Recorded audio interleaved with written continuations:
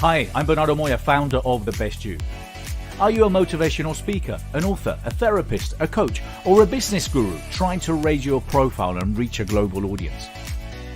At The Best You, we've been building our brand for many years, helping those in the world of personal development get their message out there through The Best You Expos, The Best You Magazine, and The Best You Online. And now we're looking to grow our community even more. We've recently launched The Best You TV, available on Roku, Amazon Fire, Apple TV, and Google Play.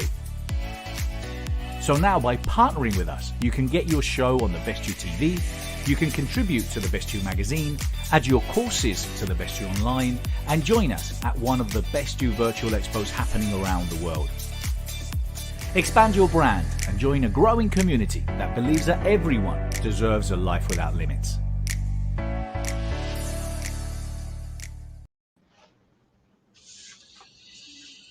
Good afternoon, Christopher. Good afternoon, Hugh. We're back at the virtual expo, Best You Virtual Expo UK, London, here in the later or middle of the afternoon. So I've been away for a little bit. What's been going on while I've been on, Hugh? Yeah, well, we just had an incredible call there with Michael Neal, Christopher, who for me is, although not the founder, has been my mini godfather of everything connected to NLP, and I think chiefly responsible for making me be aware of it some 17 years ago as a forwarder and a coach to Paul McKenna, one of the world's leading NLP practitioners, you know. So it was just, I've never actually seen him before, so to be able to sit in and spend 40 minutes listening to him, it just was almost bliss, you know. So it was a great way to start straight after lunch, you know, and awesome. Just brilliant. Just brilliant. And we do have some fantastic speakers coming up, don't we? We got Katja Raid next, right? Yeah, Katia is coming up, and I was just chatting to her a short time ago, so it's actually very interesting. So multilingual lady, which is a great talent in its own right. You know, it's difficult enough for some people to learn to speak their own language properly, never mind learn a second language. And this lady actually has a third language called money, which is very unusual. So French is her native tongue. English is her second language, which she speaks extremely well, and it'll be interesting to hear what money sounds like. So we're looking forward to review and her listening to her speaking just the next few minutes, Christopher. So and I think then moving on after that, we have we're just looking through the list here. Jill Lublin, is that how I pronounce Jill? Is up and straight after that. We've just got a really busy evening. We've got a Bethany London, and right through looking through what's the rest of the list looking like there? Then we got Dr. Carol Wood after that. I was just on the main stage with her. That's where I popped into, and she's coming here to talk to us last slot this afternoon. So yeah, it's very fantastic. Good. We've got an interesting afternoon lined up, definitely. So here we are, folks, on the Masters, Mentors, and Influencer stage. So I think we're about to introduce Katia Ravi to the stage. So if we can let Katia in. Hello, Katia. Good to see you. Hello. Bonjour. How are you? Very good indeed. Very good. It's great to have you here in our London Expo, Katia. We've had a really fantastic morning. We've had a list of incredible speakers and great reaction from what has happened so far. So we're looking forward to, I was just chatting with Christopher, reading your profile, and it says that you're multilingual. You can speak English, obviously French, which is where you were born, and something called money, which is a new language to me. Right. So yeah, so we're looking forward to that. And you told me earlier that you've spoken, this is, I think, your third event. Is that correct? Or? Correct. Very good, very good. Well, listen, we're really looking forward to listening to you this afternoon. Christopher, anything you'd like to check out with Katia before we let her take to the stage? Oh, no, I want to dive straight into this. I want to learn more about how to speak money, for sure. Yeah. Very Looking good. forward to it. Thank you, guys. I could see him. Well, I could smell him. My double char-grilled hamburger with Swiss cheese, bacon, and all the topping you can imagine. I was salivating as the waiter puts my plate in front of me. And if you've never seen a woman eat a hamburger, it is a sight, I assure you. I took that burger, not with my fork and knife like I used to, but in both of my hands like I was taught. And as I'm ready to take that first bite, wait, what's that smell? I called the waiter. I asked for no pickle. He took my plate, came back 2 seconds later with my open burger and said, look, there is no pickle. You see, I was so worried about the pickle being in my hamburger that I imagined it and made them wrong. How often do we move right into the world needing so much to be right that we are looking to make everybody else's wrong? I did it with a pickle in a restaurant. I mean, come on, guys. We do it every day. You do it every day. You do it every day with your spouse, your kids, your health, your finances, your business, and with your client. And that is a way bigger problem than a pickle problem. As a business owner, how can you run your business when you are looking for problems, like I did with the pickle, instead of resolving them? This is why it is so hard for business owners to really reach a bigger market, because you're so concentrated on you instead on the audience, on your client, instead of serving, instead of giving, instead of concentrating your energy on money generating activities. Yes, you heard it. I speak 3 languages. I speak French, my native. I speak English. I have been in America 28 years today. On February the 5th, I arrived here in 1993 in America. And my 3rd language is money. I'm a business coach. And I always say that it is so easy to make money. And we as entrepreneurs make it so hard. So I want you to, for a second, just play with me, right? I want you to imagine as an entrepreneur, doubling your income in the next 90 days. So close your eyes for me. If you're not driving, of course. And I want you to think about, what would that look like? What if you could double your income in the next 90 days? What would that bring you? What would that look like? How would your life change? How would your family be? How would your business change? What would you implement? You can reopen your eyes and come back to me. But you see, it is so easy to do this. It's so easy to double our income in 90 days. And I would love to walk you through how to do that. Are you ready? So the number 1 priority as a business owner is to understand the tools to enroll more clients, to inspire them to work with you, to really understand how we can make more money. We need to focus on the pain point of our client. We need to focus on the client. I'm going to say it 10,000 times today. We need to focus on the client. We need to focus on the problem of the client. We need to focus on the pain point of the client. And we need to see to these pain points. You see, I hear, as a business coach, right, I hear many small business owners say, I have a cash flow problem, which really means they have an income problem. They have a cash. It's not a cash flow. It's not that the cash flow is not flowing. It's just that the cash is not coming in. It's just a nice way of putting it, right? The cash is not coming in, not the way it was many years ago. Businesses don't have as much cash coming in. And the reason is they don't have as many customers who also don't have enough cash coming in. And here where my real experience comes. It's not that it works with so many different people, right? It's not that a lot of people are like, well, who do you really work with? It doesn't really matter. You know, it's not then, oh, well, I'm just working with accountants and I really understand that market. No, I understand then whether you're selling really accounting services, whether you're selling speeches, whether you're selling coaching, dry cleaning or air conditioning unit, you are there to solve a problem to the customer. And if the customer does not believe that you understand their problem, they are not going to trust you with their money. End of story.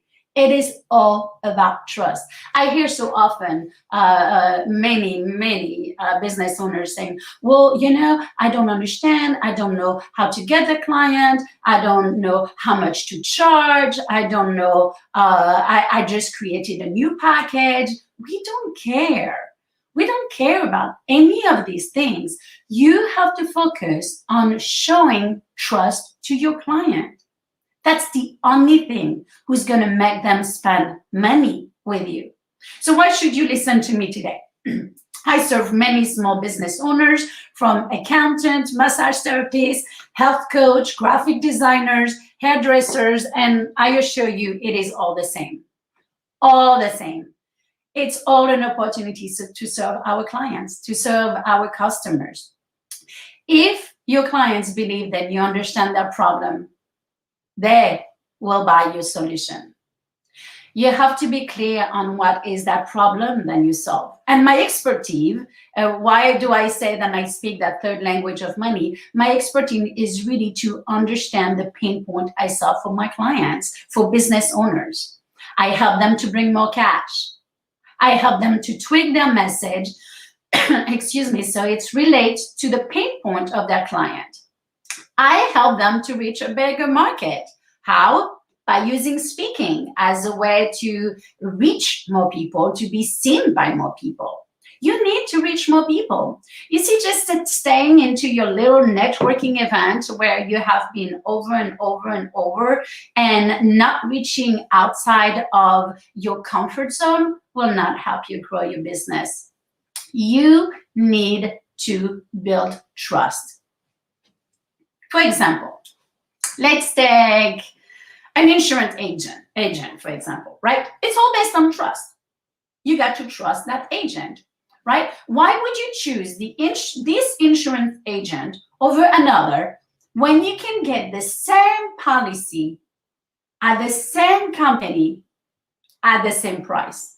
You just choose them because you trust them. There's nothing special about the product, about the service. The only reason a client chooses an agent over the other is a total issue of trust. You build trust when you establish your credibility as a resource. How? By learning how to speak. By learning how to speak well. By learning how to convey, to build the trust. You want your client to see you. You want your client to say, this is a person I can count on. You see, they're not really looking at the policy, at the product, at the service. They're looking forward to you. It's all about reaching more people. Right now, you really need more skills to be chosen by the clients. So what really makes you different? And this is it, guys. It is not about competition. For me, there is no competition. And I teach my client that there's no competition because you are different just by being you. By your personality, by the way you speak, by the way you do certain things than others wouldn't. You are truly one of a kind. None of us are the same.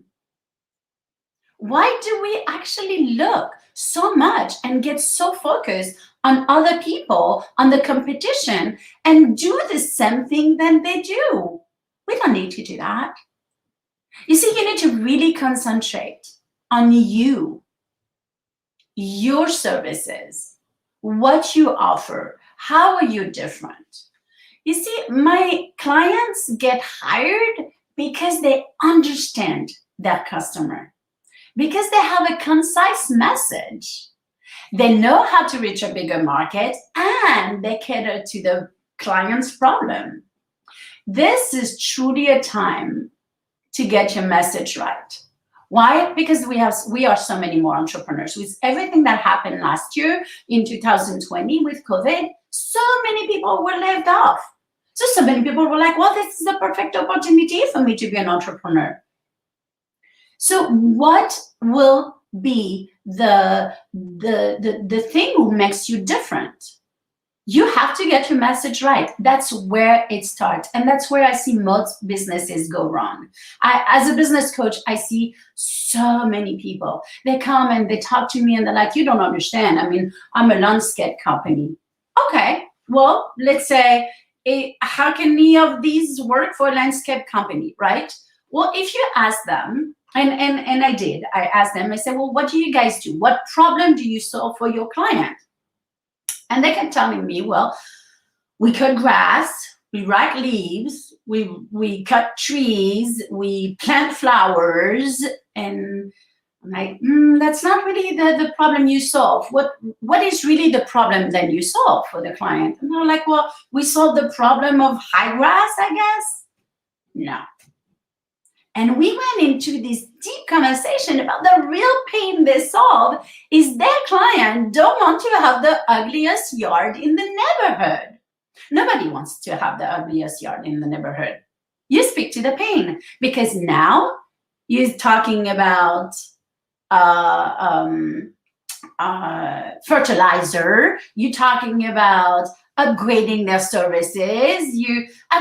This is not about mowing a yard anymore. This is not just mowing the yard. This is really giving people beautiful landscape place where they can have fun and nobody will say that this is the ugliest yard in the neighborhood. When you turn any company from, and I just chose a landscape today, each speech I choose something different, but I think this is truly a way of switching how we look at this. You need to think that way about your company. When you start thinking that way about your company, you will grow. You will see that it's not about upselling. It's about two humans having a conversation. One is the business owner who has a solution, and the other human who has a problem. And they really, this is not like a hard sell. This is just like, hey, I have a solution to your problem. And you sure have that problem because I see it. I mean, you're always the last one who never mow your yard. And then it's like, hey, how about we make you the best yard of the neighborhood? We're going to get you some fertilizer here. That way we can get it greener. We're going to make, I don't even know how it's called, these holes in the ground and around the winter, and we're going to seed, and we're going to, I don't know, I'm totally making things up. I am not in the landscaping company, but I could sell you a landscaping job, and I am not in sales. Like to say, like, this is not, I am just there to fix a solution. And if my company have this solution, fix this problem, and if my company has this solution, then why wouldn't I offer it? How dare would I not offer it? And this is how we need to look at things. We need to reach a bigger market by understanding how we communicate. And truly, guys, when you think that way about your company, you will grow. You see, business principles have not changed, right? If we take it back to the Moyen Age, or of course I'm French, so I'm going to go there. But, I had a chicken and you had milk, right, from your cows. I wanted milk, you wanted my chicken. I mean, there was no, well, I can't believe I'm going to be asking for something in exchange. Of course we are. Those business principles have not changed. We are here to serve. And the one thing that I would say is, don't forget, we are in sales. We are salespeople. That's the pure definition of an entrepreneur. We are in sales, and that's the problem of many entrepreneurs. We don't see ourselves as salespeople. And those principles who have not changed have been there for a reason. So what are some of these principles? Why are they important? They're really pillars. They're foundation that will hold our business the same way that foundation will hold a house. The same way that when you were dating, you wanted to know if your partner had the same foundation than you before you got married. I mean, imagine showing up on your wedding day saying, I do, and have no foundation of knowing if the person maybe have the same faith than you, have the same political point of view, have the same ideas about having children or no children. Maybe, I mean, there's so many things. You imagine showing up on that wedding day, have no foundation, and then never working on it after that. Would you have a successful marriage? Of course not. And we know that. It's the same with birth, right? When the day we have a child, just showing up at the birth will not make us great parents. It will not give us a great relationship with our kids just by just showing up there, right?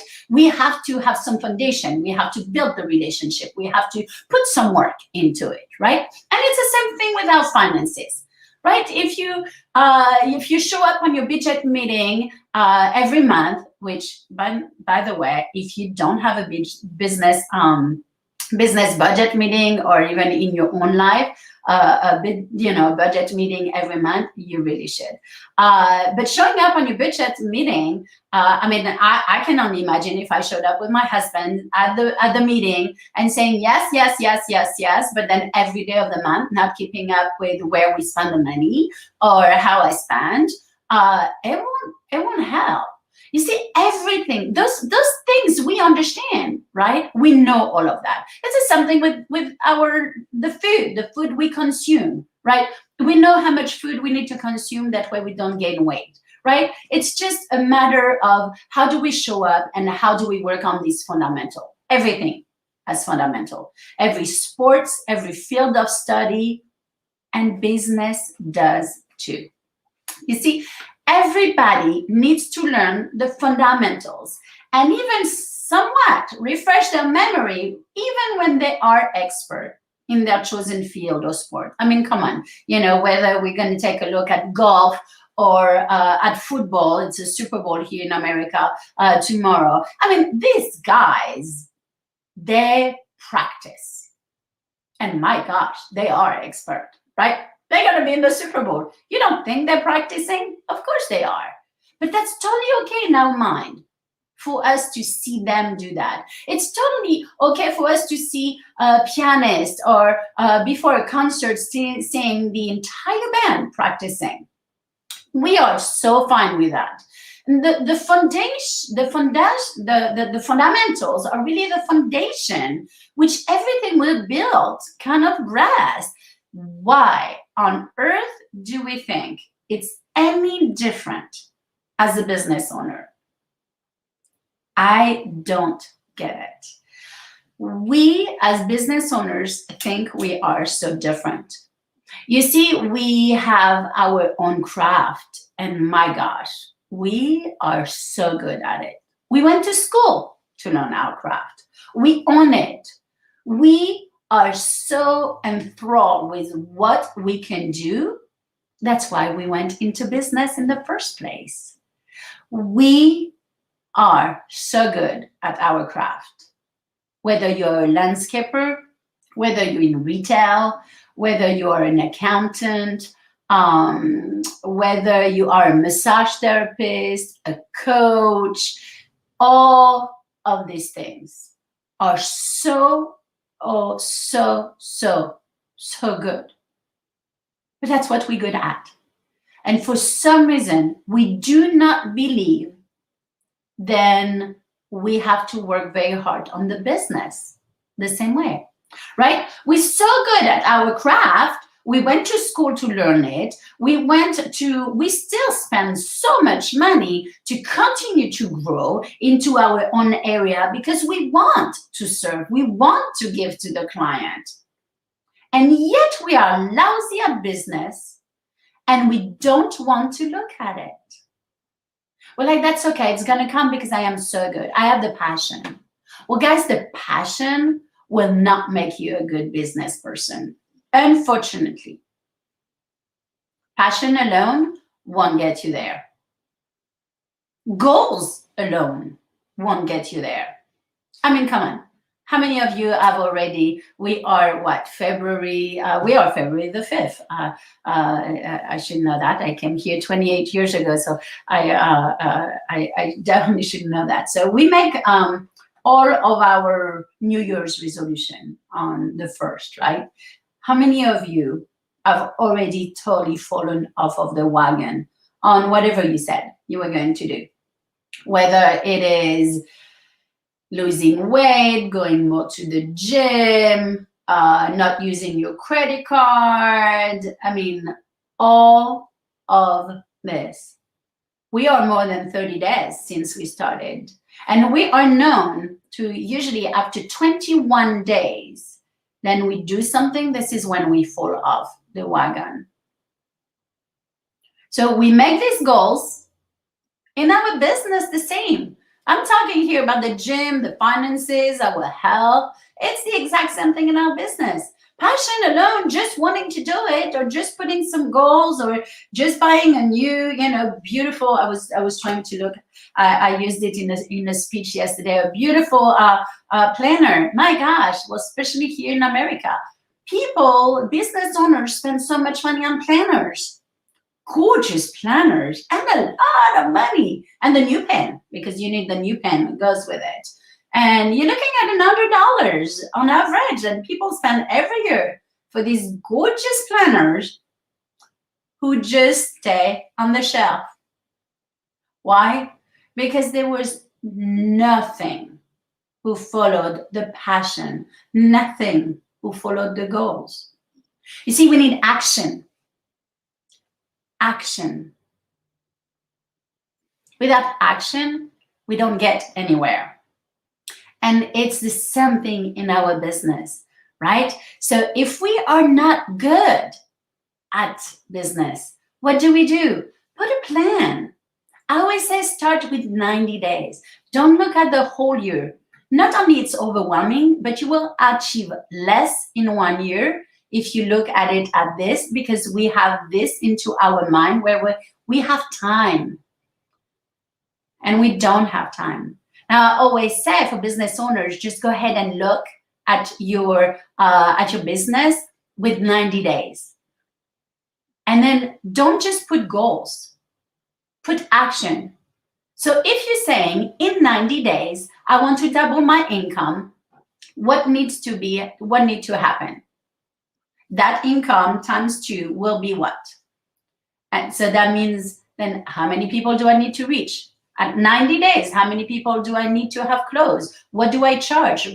You see, guys, if you don't know your numbers, it's very hard to plan and to be successful. It's very easy for us as business owners not to look at our numbers. Why? It's scary. We don't want to see that we're losing money every day. We want to be totally oblivious. We know we're losing money every day, but we don't want to see it.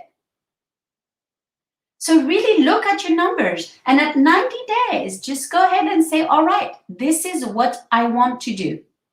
Now, what needs to happen? And then if that needs to happen at the 60-day mark, what needs to be happening at the 60-day mark for you to reach that 90-day goal? And then go backwards. What then needs to be done by the 30-day mark for you to achieve those goals? When you have that 30-day, you're like, okay, in the next 30 days, this is what I need to do. So then you need to make a list. Make a list of every single thing that you need to have done. And how it works, we're so good at telling our kids to do that, right? Do not get up until you finish with your homework. Do not look at your phone until you finish with your homework. Do not go on Netflix if you're not finished with your homework. Do not go on social media and goof around if you're not finished with your homework. And yet, what do we do as business owners? We love distractions. We're so busy doing, creating. But a lot of time it's doing goofing off time. How many of you really spend more time on social media than you should? How many of you in the middle of the day say, you know what, I deserve a break? and then you want to watch that 20-minute or I don't know 30-minute episode on Netflix, and it turns out then you're going to watch 3 or 4, maybe 5 episodes. You see, this is why having goals and having that list at your 30 days will help you.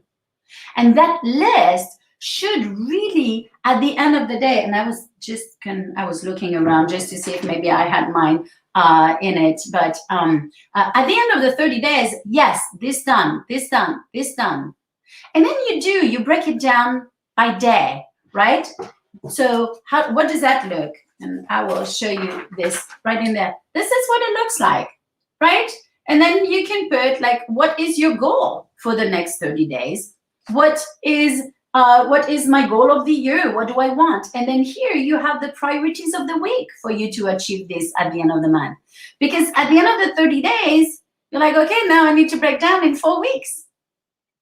And then I need to break it down by days. And that's what success looks like. It is very easy, guys, to make more money. It is very easy to double your income in 90 days.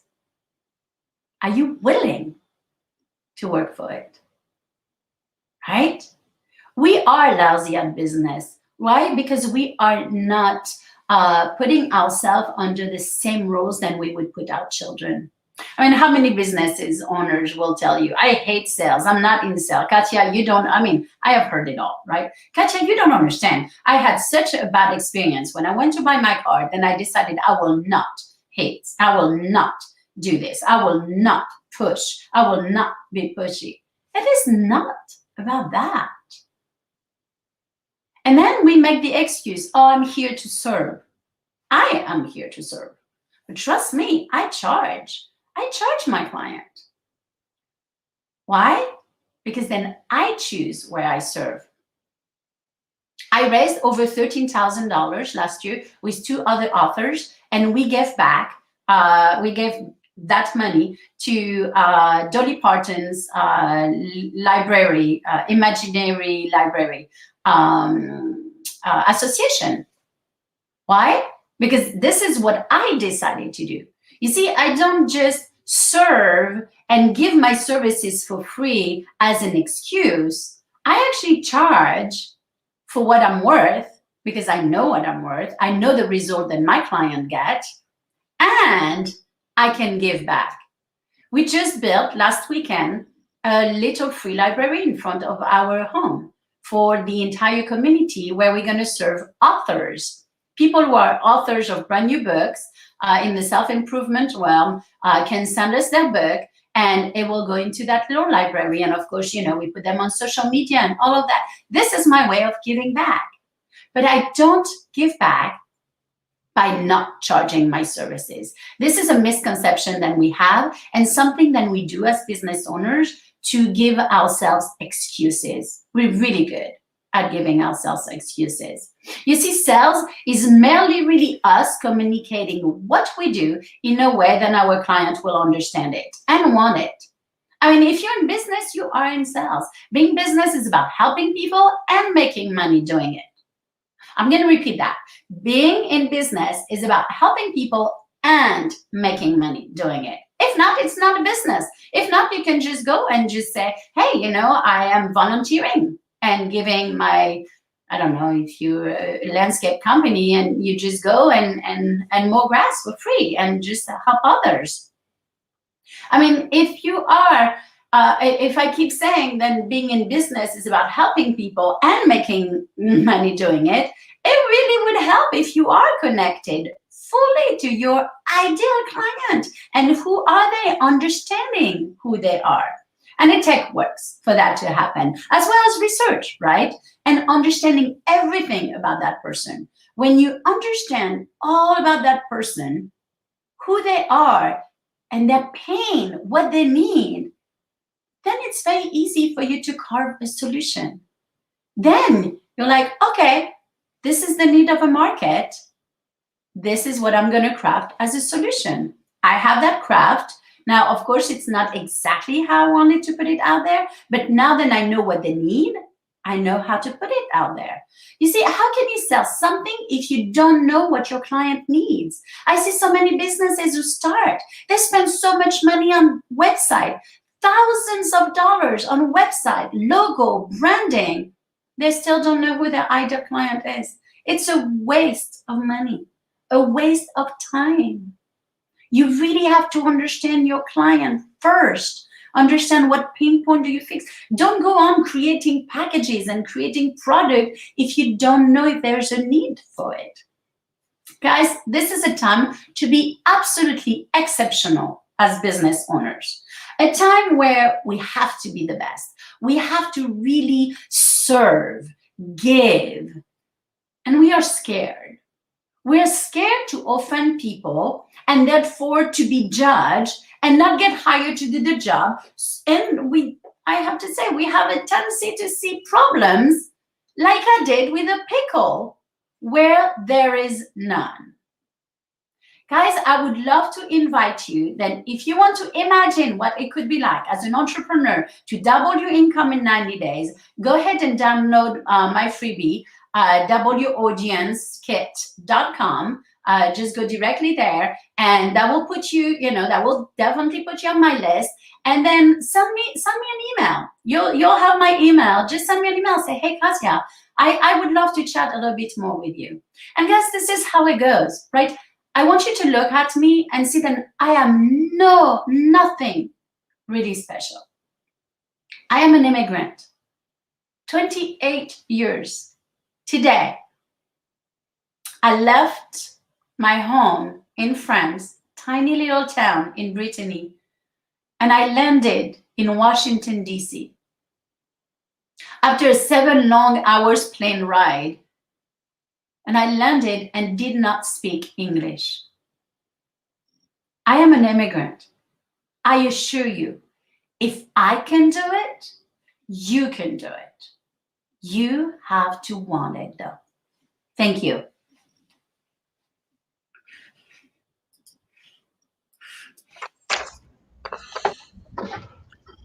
Well, thank you, Katja. That was very inspiring and certainly insightful, and a lot of really good advice there. Some of the things I picked up on, is that, we got to be authentic with our clients, right? We need to know what they are looking for to solve their problem. And we can only be authentic if we show up with our passion, right? And I think one of the keys is really to be passionate about what you do, because then making that sales call is not going to be that difficult, because the passion is going to be in your voice. You are going to want to convey that message to the potential client. And they're going to want to hear it, right? And right. It's this idea about competition. I run a podcast, and I spoke to a business owner the other day, Hamish Gordon of the Driver's Tipple, and I asked him about competition. And he said, no, I don't have competition. I have market collaborators, because what they do, what they say about competition is that they help educate the market. That's right. And all you got to do is to show up with how you differentiate yourself. So I thought that was a brilliant way of looking at competition as, no, they're not competition. They're our brethren in this fight together. Yeah. So now, thank you for that, Katja. That was very, very helpful. Thank you. Thank you very much for having me. I appreciate it. And Hugh, did you have anything to share? I just want to say, Katja, that if I was wearing a hat, I'd take my hat off to you. Your excitement and your enthusiasm is infectious, and I'm certainly know that if anyone joins your course, they'll certainly get, some not just incredible tips having listened to you, but that burn, that buzz that they need back inside their own business, and Christopher on his talk this morning talked about it as well. So many people have had their light diminished, and particularly in business at the moment, it's difficult to allow your own personality and your own light shine. So I certainly know that you'll take the best from them, and I think perhaps one of your closing statements resonated with me as well, and that is there are many people out there who are good and talented in what they do, but they don't know how to charge for what they do. They don't know the real value of themselves, and all too often they give their services away far too cheaply, and then they wonder why they have no money. They wonder why when the bills come in, I can't pay this bill, or I'm struggling with this, and then that brings them in a different dimension. So I think I just love the idea that you're educating people on how they can be profitable and how their business can be profitable and how they could double their income in such a short space of time, and that's what's lost in the business world today, so I'm just blown away by what I hear. Thank you. Thank you. And it's also, isn't it, Katja, that showing up and knowing why it's not so much, as you say, it's not so much the doubling of your income, but it's knowing what you do and having a good idea of what you represent that will then allow you to double your income, because that money is then there to allow you to do the stuff you want to do. Like you were saying, showing up and being charitable, donating to Dolly Parton's virtual library, that's a tool. The money becomes the tool for you to do that, right? Yes, very much so. And I think that's the part then I feel like we really use as an excuse, right? And you said something earlier, Hugh, then I really like. You said, if the business is profitable, but this is how we have learned how to speak now. If the business is profitable, a business definition should be profitable. If it's not profitable, it's not a business anymore. And we have learned how to, we have conditioned ourselves to say, wow, is the business profitable? And really, we shouldn't even be speaking like that. So I love that you brought that in, because it just showed then how in the world we are really looking at businesses in the wrong way. We have to make money. It's not if we make money, it's we have to, and that's the definition of having a business. Yeah. Well, it becomes a mindset, doesn't it? Even in a, I was on the main stage earlier, as I mentioned before I came back here, and Bernardo was talking about that the very rich during the pandemic have become even richer, and it's just because a market is bad doesn't mean that there is not abundance, but people get this kind of scarcity mindset, right? Right. So I think a lot of people that come through 2020 with a victim mindset have that kind of scarcity mindset. But if you come through with an abundance mindset, the sky's the limit, isn't it, Katja? Yeah, and you have to think outside the box. And last February, I was actually the keynote speaker in Rome, Italy, and I was one of the last airplane who came back in America on March the 5th. So I saw what was happening over there, and was ready to give my client. And we implemented right away, right? Because it had not happened really in America yet, but it was very vivid what was going to happen because I was in Italy, and we put things in place for all of my clients, and I have to say all of them really blew 2020 out of proportion. So very happy. Then we were able to lead them, like you say.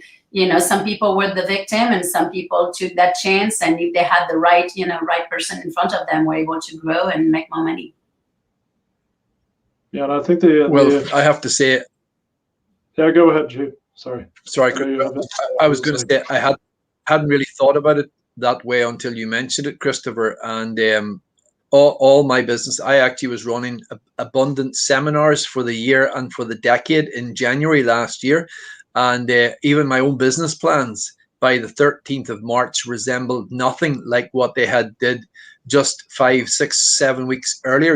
And I actually had to spend about a month doing some really deep soul searching, because a lot of the industry that I was involved in was dramatically, in fact, closed down, so badly affected because of COVID. I had to reinvent myself. I had to get resilient, and by the end of April, take a completely different tack and a different approach. And believe it or not, I didn't touch about this earlier, Christopher, but I finished up having one of the most successful and profitable years 2020 I've ever had, and I mean that like we're talking mega successful, and not in the arenas or not in the way that I thought the year was going to pan out. I had a completely changed tack, So, so it just speaks volumes for being resilient and for doing what you're talking about, Katia. We have to step back sometimes, look at what we're doing and say, is this going to be profitable? And if it's not, sometimes you have to make a decision to change completely. And if I hadn't made that decision, I perish to think where I would have been today, So, but that's life for us, Yeah. For sure. So, Katia, before we close off here, would you like to just give us that website address again and how people can contact you? Yes. So you can follow me on all social media at katiarave.com. I do give my phone number, so that is 919-308-5330 for people who want to reach out and who even just want to have a conversation, just see maybe how I could help them. I'll be very happy to do that. And that site was doubleyouraudienckit.com. Excellent. Well, thank you very much, Katia. It's been a true pleasure having you on and being able to have this couple of minutes chat here with you. So it's been awesome. Thank you. Yes. I cherish that time usually with the host at the end. There's always great things to come in. So thank you very much for having me, and I hope you have a good rest of your day. Thank you. You too. And we're going to go to a quick commercial before we return.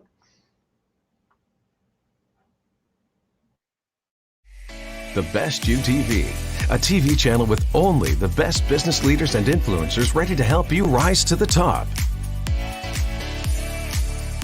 Available now on Roku, Amazon Fire, Apple TV, and Google Play. Learn and grow from in-depth interviews, documentaries, inspirational talks, and motivational masterclasses from the world's biggest thought leaders, speakers, teachers, authors, coaches, and highly successful business gurus. The Best You TV is now live.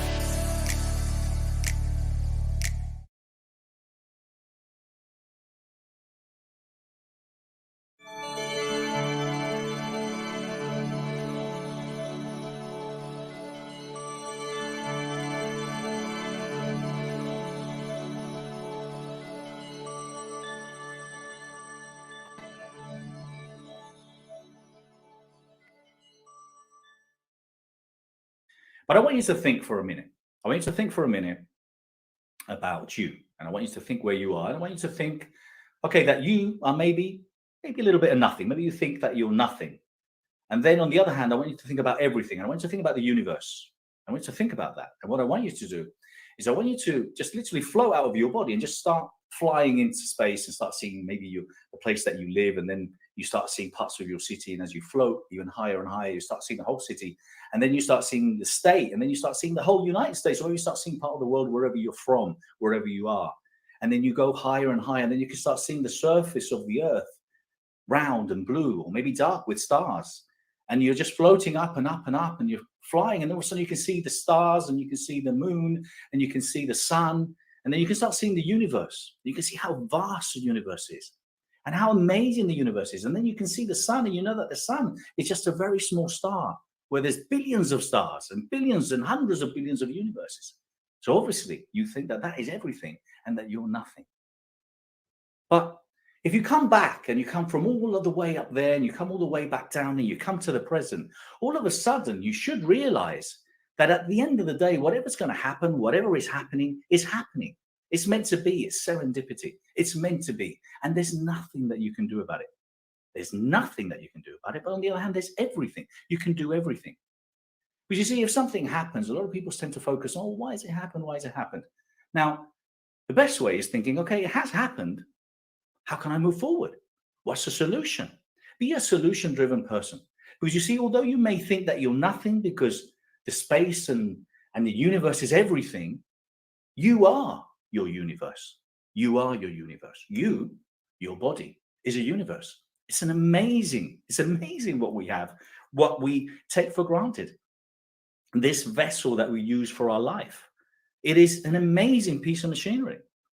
And us, you, that you think are nothing, you are actually everything. Why? Because you're capable of the most amazing things. Because you are stardust. I think it was Dag Ivanovich was saying that yesterday. You're stardust. You have everything in you. You are part of space. So you're everything, and you are capable of everything. You're capable of doing the most amazing things. And there's people that do nothing, and there's people that do everything. So what I want to invite you to do, what I want you to invite you to do is I want you to think. I want you to start thinking about what you're thinking about. And I want you to understand the power that you have and that you are an amazing piece of machinery, that you're an amazing individual and you're capable of everything. You see, a lot of people don't appreciate the fact that, that basically you're a tenant on this planet. You're a tenant. And you haven't got a rental agreement because basically all of a sudden it could be terminated. Maybe some people, unfortunately, are notified that they're going to be leaving because they have a disease and they're here for a little while and they know eventually they're going to leave, maybe a month, maybe 3. But at the end of the day, we're tenants on this planet and we are mortals. But it shocks me, surprises me to see how many people live without really focusing and understanding and appreciating that they have a responsibility on this planet. You're a tenant. You are obliged to become the best version of yourself. You are, because you're a tenant. You can't come on this planet and destroy it. You can't come on this planet and not care. You can't come on this planet and not bother about anything else. You see, in order to be big, you need to think big. In order to be great, you need to think of great things. In order to achieve greatness, you need to be great. In order to do more, you have to be more. And that's what we're all here for. We're all here to do more, to be more, to help more. And you see, everything could be simply a kind word. The ripple effect of a kind word, the ripple effect of an act of kindness could have an effect that could change humanity. Because you've helped someone that maybe, who knows, goes and invents something. So we're obliged to become the best version of ourselves. We are. And I think we have a phenomenal opportunity with what's happened, what is happening on the planet, what's happening now, where we have something that we cannot control. We have a virus that is literally floating around. And hey, listen, if you don't take care of yourself, if you don't exercise, if you don't have a good, strong immune system, if you don't take care of your loved ones, and well, hey, listen, you might leave and you might not be able to stay on this planet anymore. But at the end of the day, it's beyond your control. But what's not beyond your control is to take responsibility for being on this planet. I'm tired of seeing people that are waiting. I had the other day Jeff Hoffman, who was speaking and sharing the idea about they. There is no they. There is no they. You are they, I'm they, we're all they. I love it when people say, hey, you did this and you're doing that and you're doing this. Well, what about you? What are you doing? You're obliged to become the best version of yourself. You're obliged to leave a legacy. You're obliged to do something about all the things that are wrong about this planet. All the things, all the injustices that are going on. You're obliged. We're all obliged. We can't let they, because they don't do it. And luckily, there's people that eventually, with time, realize that they've made fortunes, Bill Gates, Warren Buffett, and they decide to give it all back because that's what it's all about. So if personal professional growth is anything, if it is anything, it has to be for us to become the best version of ourselves. Because if we become the best version of ourselves, we're going to make the world a better place. End of. It's just logical, isn't it? I mean, if you're better, if you're a better human being, if you're more educated, if you exercise more, if you eat better, if you meditate, if you exercise, if you're kind, if you're loving, if you're educated, everyone around you is going to become a better version. Everyone's going to look up to you, feel inspired by you, want to be you, want to do what you do. Now, I had this conversation with someone the other day saying, hey, legacy doesn't really exist. Well, of course it exists. They reckon from the beginning of time there must have been at least 110, 115 billion people, up or down, a couple of billion, since the beginning of time. My question is, how many of them have actually made a difference? How many? I don't know. Hundreds of millions? Probably. There's a lot of people that have invented beautiful things, that have the plane, the Wright brothers, engines, doctors, vaccines, you name it. There's hundreds of millions. But why haven't we had billions of people making a difference? We have to take advantage of this time of everyone being the same, of understanding that we're all mortals, that diseases travel and they don't understand about borders, and that we're all subject to it. But it's just bringing our mortality to the reality of life. So you've got to understand that you're not nothing, you're everything, and you need to think. You're not nothing, you're everything, and you need to think. And you need to think about what you're thinking about. You need to think about, what are you doing now? What are you here for? What is your purpose? Stop reading the books. Stop attending the courses, the seminars. Stop doing all this thing if you're not going to do anything about it. Take these teachings and learnings and do something with it. Do something with it, but do something with it now. Guess why? Because you're a tenant on this planet and your contract may be terminated. And resistance is futile. It's the name of the game. That's the Borg. I love Star Trek. So my thought here is about getting you to understand that you're not nothing. You're everything. And my thought here is about thinking. Wake up every day. Be grateful for what you have. Be grateful for who you are. Be grateful for what you've achieved. And be grateful for being alive. And then start looking at the billions and billions of people that are worse than you. And then stop complaining. Complaining is negativity. Complaining is just a different form of negativity. That's it. There's no doubt about it. I get people, I'm not negative. Yes, you are. You're complaining. If you're complaining, you're negative. Be part of the solution. What are you doing to make the world a better place? And that's what my whole book is about. Having done what I've done and read what I've read and worked with what I've worked, I thought, well, why aren't people asking themselves empowering questions? You see, because the quality of your life is what I said, you must have seen it, the quality of your life depends on the quality of the questions you ask yourself. Depends.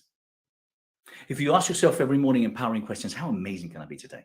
How can I make a difference? How can I help someone? How can I inspire? How can I inspire my kids? How can I be better? How can I be stronger? How can I be healthier? Those are empowering questions. And you need to ask yourself, as often as you can, empowering questions that are going to help you, are going to motivate you unconsciously and consciously. Your mind is going to start looking, finding for the solutions. So with the understanding that you're here for a reason, that you're everything, understanding that you need to think about what you're thinking about, you need to focus on what you want, and you need to be focusing on being part of the solution. I invite you, all of you, anyone watching this talk, to take responsibility.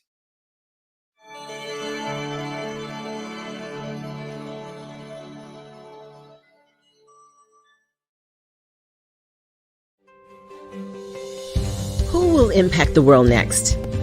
The speakers at our very first Best Youth Global, that's who. Are you a young powerhouse between the ages of 8 and 20? Then this expo is just for you. Join us on June 12th and 13th as a global influencer or global innovator and share your story, your influence, your journey to make and market your creativity, or just share your inspiration. All speakers will have automatic access to the Best Gen Zone. This is where the Best You Expo has free offerings and discount coupons just for your generation. For more information and to register as a speaker, go to thebestyouexpo.com today.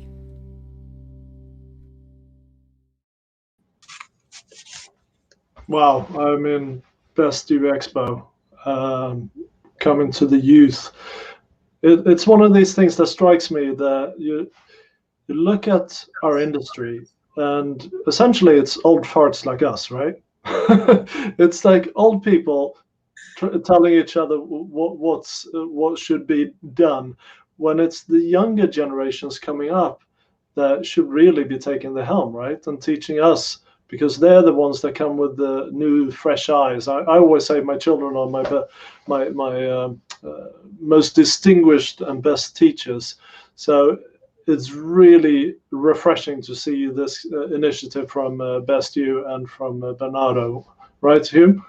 Yeah, very much so, Christopher, because I have been, even as a teenager now, and I'm not that old. These are my naturally great, these are my natural highlights, so I'm not that old yet, but all joking aside, from my younger days, I mean, I was so heavily involved in youth and youth activity, and I actually grew up here, where the region that I grew up in, Ireland, was difficult and challenging times during the 70s, the 80s, and into the 90s, when we lived in what's commonly known across the world as the Troubles, but for older people who were always doing and giving of their best for the younger generation, that steered a lot of youth in the right direction through some very turbulent times. So to be able to create through the Best You Youth Expo an opportunity for these young people to flourish, to get their message out there early, and to have their voice being heard, because quite often, and I'm guilty as well, my baby now is 19 and at university, and we have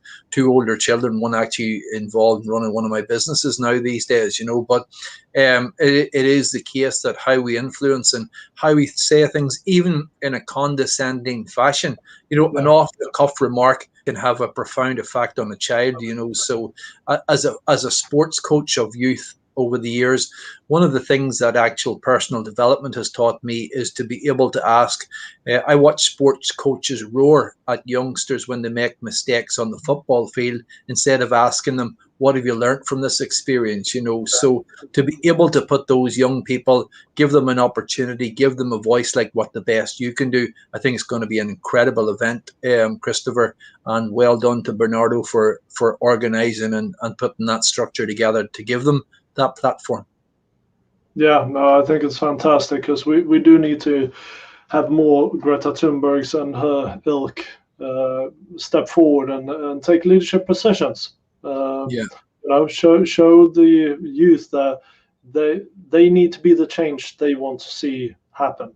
So well, they are the voice of the future, and as you rightly say, I mean, when we look, you mentioned earlier on, we look into our own children and we see, how they will shape and mold what comes down the road. So there's an onus on all of us as adults, certainly, to be particularly careful what we say around these children, and to offer them an opportunity, to give them that hand up and to give them that voice. And I think the Best You Expo not only will give them the voice, but will give them the courage to leap on and live a life that should be filled with ambition and with purpose, Yeah, we don't have to wait that long, because it's coming up in June already. And, anybody out there that would like to get involved as speakers, exhibitors, or sponsors, contact the Best You Expo and sign up. I mean, it's, and if you know someone, if you know a child, if you know a teenager, if you know a 20-something, or just bordering on 20, who's out there and putting themselves out there, make them aware of what's going on, give them that opportunity, and introduce them to that platform, Absolutely. And as you can see at the ticker below, we have our next guest coming up, Jill Lublin. So Jill is an international speaker on the topics of radical influence, publicity, networking, kindness, and referrals. And she is going to talk to us about today about how to stay visible in uncertain times using publicity. She's an author of 4 best-selling books, including Get Noticed, Get Referrals, and co-author of Guerrilla Publicity and Networking Magic. Her latest book, Profit and Kindness, went #1 in 4 categories. Jill is a master strategist on how to position your business for more profitability and more visibility in the marketplace. She's CEO of a strategic consulting firm and has over 25 years experience with over 100,000 people plus national and international media. Jill teaches a virtual publicity crash course and consults and speaks all over the world. She's also helped authors create book deals with major publishers and agents, as well as obtain foreign rights deals. And it's very exciting to have her here today. And I'm about to start writing a book, so I want to pick her brain a little bit on this. So why don't we bring Jill in here right now? Hi, Jill. Hey, Christopher, how are you? Excellent. Hi, Hugh. Hi, Jill. How are you? Terrific, thank you. So Yeah, where are you calling in from today, Jill? I'm in Northern California, so it's still morning for me and almost evening for you. Yeah. Well, there's that. So We're looking forward to you raising the tempo, Jill, because we have been at this now for about the last 6 or 7 hours. We've had a great lineup of speakers, but we could be waning ever so slightly, and I know that you're going to raise the tempo. I'll speak for Oh, thank you. That's right, I'm raising the tempo. Well, I was going to say, Jill, I just reading your brief bio there, and I have been such a huge advocate of networking for 30 years that I've been in business, professional sales, and marketing, and I've used business networking groups to increase my profile, to open my business, to increase my network. One of the earliest sayings in business that I ever heard was, if you want to increase your net worth, you've got to increase your network. So I have no doubt you've got some incredible information and stuff that you're going to share with us on that, based on the brief bio that I've just read on you. Well, thank you. Absolutely. Networking is key. Publicity is key. Getting your name visible is one of the keys to success. Absolutely. Yeah, no, I'm really looking forward to hearing what you have to say. What were you going to say? Something to you? No, not really. Like, I mean, I have to confess, Jill, that I haven't been that familiar with you beforehand, but instantly I read your book titles, and I know some of my next visits to Amazon are going to be collecting some of those books, So thank you so much. I was going to ask, Jill, are any of them on Audible, or are they just in written format? No, they actually are on Audible. Guerrilla Publicity is, Profit of Kindness is, and so is Get Notice, Get Referrals. Very good, because for me, not that I'm spending much time on the road today because of our European lockdowns, but Audible has become an incredible way for me to keep abreast of books, and I've been a reader of books for 28 of those 30 years in business. And I remember thinking the first time someone said to me, "Oh, you should be reading this particular book." It was called The Magic of Thinking Big and Broaden My Horizons. And I actually said, in my ignorance, I have to confess these days to saying, I'm not going to read that American crap. Like, I'm a big, broad-shouldered Irish footballer, and I don't need that nonsense, to my detriment. Eventually I read it, and bang, I've just been a bookworm ever since, Jill. And then, because of time pressures, my introduction to Audible has meant that I can revisit so many of these books as well. And I love having a combination of being able to read the book and listen to be explained at the same time. And it's introducing even more of my sensories to the phenomena that it is, I've just plowed through the Kindness Economy podcast with Mary Portas. Don't know if you're familiar with her. No, but I'd like to be. Yeah, so the Kindness Economy. She's a big profile over here in the UK. She runs a retail agency called Porter's Agency. Definitely someone to check out. But yeah, the kindness in business definitely resonates with me. So, shall we let Jill? Look forward to listening to it, Jill. Yeah. So, over to you.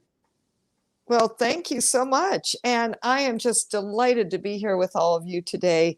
So really what we were just chatting about is the power of getting your message out there, right? Because no matter what's happening in the economy, pandemics, down economy, up economy, the truth is your message is what you will put into the world, right? And your message is what drives your business. Why I love publicity, and I wrote the book on it called Guerrilla Publicity.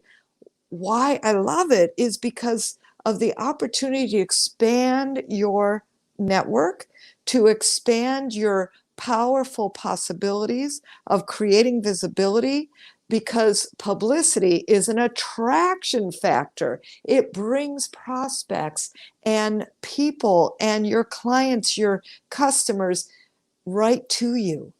Why is that? Because with publicity, you get really incredible credibility. You get that visibility. It is free. It saves you money, so you're not doing advertising.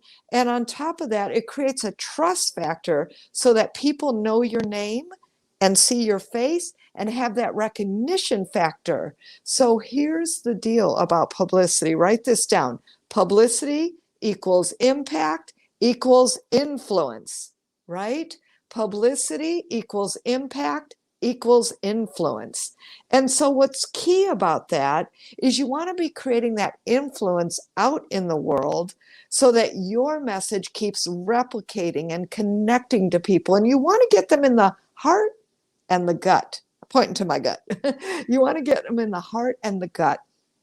And what I'd also like you to consider and to start doing is to actually plant your publicity garden. What do I mean by that? I mean, plant it now. So for instance, anyone I've been working with who's a coach, who's an alternative healer, who's in transformation, who's in mindset, who's in weight loss, who's in goals, money, finances. Hey, guess what? Now is a good moment because of the state we're in, this pandemic, the lockdowns, the quarantines, etc. And all of you have something to share, right? And then I want you to plant your publicity garden for 3, 6, and 9 months ahead. And so what that looks like is thinking ahead. So for instance, when I wrote Guerrilla Publicity, I was privileged to talk to media across the world. And well, they didn't agree about much, but they agreed about 2 things. And that's to give value and benefit to others. Value and benefit to others. And so what that means, my friends, is that you have to give really usable tactics and give to the media something they need. You know, like, for instance, in my message, for instance, we just came out with the 3rd edition of Guerrilla Publicity. So I would say, you know, the problem today, because you want to identify a problem, right?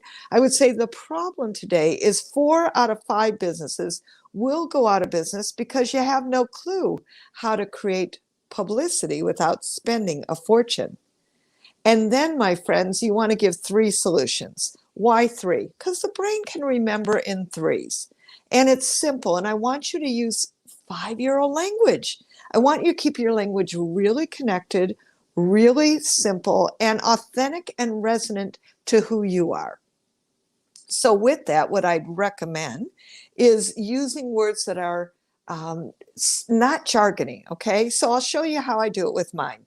Remember, I said the problem today is 4 out of 5 businesses will go out of business because you have no clue how to create publicity without spending a fortune. I want to share 3 guerrilla publicity tips today for how to get your message in the media. The first way to get noticed is to create your ooh, ah factor. The second way is to create the I've heard of you somewhere syndrome. And the third way is focus on networking magic and show up in your communities at least twice a month for name and face recognition. And that's my message. I could probably do it in like 12 to 15 seconds. I'd like you to think about a max 30-second intro using a message that gets in quickly.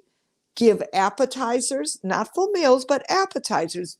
That means you're giving value and benefit. You know, when I interviewed Entrepreneur Magazine, and imagine this, you and Entrepreneur Magazine, they said, not only are you having to give value and benefit, but think ahead, right? Because just as an example, for instance, their June issue of Entrepreneur Magazine is actually, production is done in March. And check this out. The writer's deadline is January 15th. Isn't that wild? So you're thinking ahead, you're planning ahead, you're planting your publicity garden. And here's the good news, my friends. You are an evolutionary being. You know that, right? And so your message evolves, your message grows as you grow. So I want to say, if you launch a new program, you have a new particular product you're putting out there. I have a nonprofit who's raised over $100,000 using my publicity system, right? Because one thing I'm big on is you want to look every 30 days at your message, the message I just gave you with the problem solution formula. Look again at it every 30 days. Make sure it's reflective of who you are right now, of your message that you want to put out to the world right when, right now, and then planning ahead. So it's a little bit of both. Now, the other thing I'd like you to do is use everything you've got. And what do I mean by that? I mean your ethnicity, your religion. I mean your gender. You know, International Women's Day is March 8th, right? And February is Black History Month, and et cetera. You can go on and on and on, right? Because there's something that celebrates everything, including something you've been through. I had a coach I was working with. She had breast cancer, 4th stage actually, became a stress coach because of that. And then in October, it's Breast Cancer Awareness Month. We were able to get her in Cosmopolitan magazine.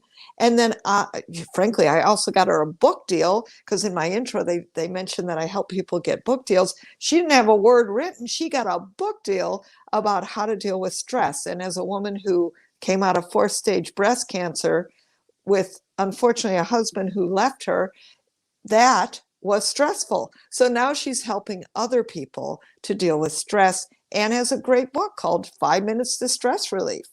So all of that came out of her own story. What could you be using everything you've got, right? And that's a really great thing to look at. I had a gentleman in my virtual publicity course recently. We were going deep on this, and he's Pakistani. He started Googling in the community where he lives. He said, Jill, there are 5 Pakistani newsletters in this area. I never thought about this. Then he started using the system of getting to these newsletters and doing what I'm telling you to do right now. And do you know, out of 5, he reached 3. He increased his, email list by 20,000 people who were reading these newsletters. Now, think about that. Think about how much wider his funnel is, his reach is. See, this is why I love publicity and the power of it, because what it does is it brings people to you. It attracts your clients, your customers, your prospects, the people who care about your message. And that's what I want for you, to have more influence and more impact. Now, using everything you've got, for instance, I have a gentleman, he's Asian American, and although he doesn't speak a word of Chinese, he actually is a consultant, he's an instructional designer, and we used his story about being downsized from a corporate job, his story about having a pregnant wife with a 3rd child on the way, and they just bought a big house and had a big mortgage and no job. And I'm like, Ryan, what'd you do? He said, well, I started my own company and online. Literally, he had 8 employees doing virtual work all across the world. I thought, well, you are a virtual office warrior. And the acronym for that is VOW. Ryan took a vow never to work in an office again. Do you know that story got him into like 7 business publications, including Entrepreneur Magazine, Mac Home Journal. It got him into home office computing. We had a laugh, by the way, because Ryan told me, he goes, Jill, I don't even have a Mac.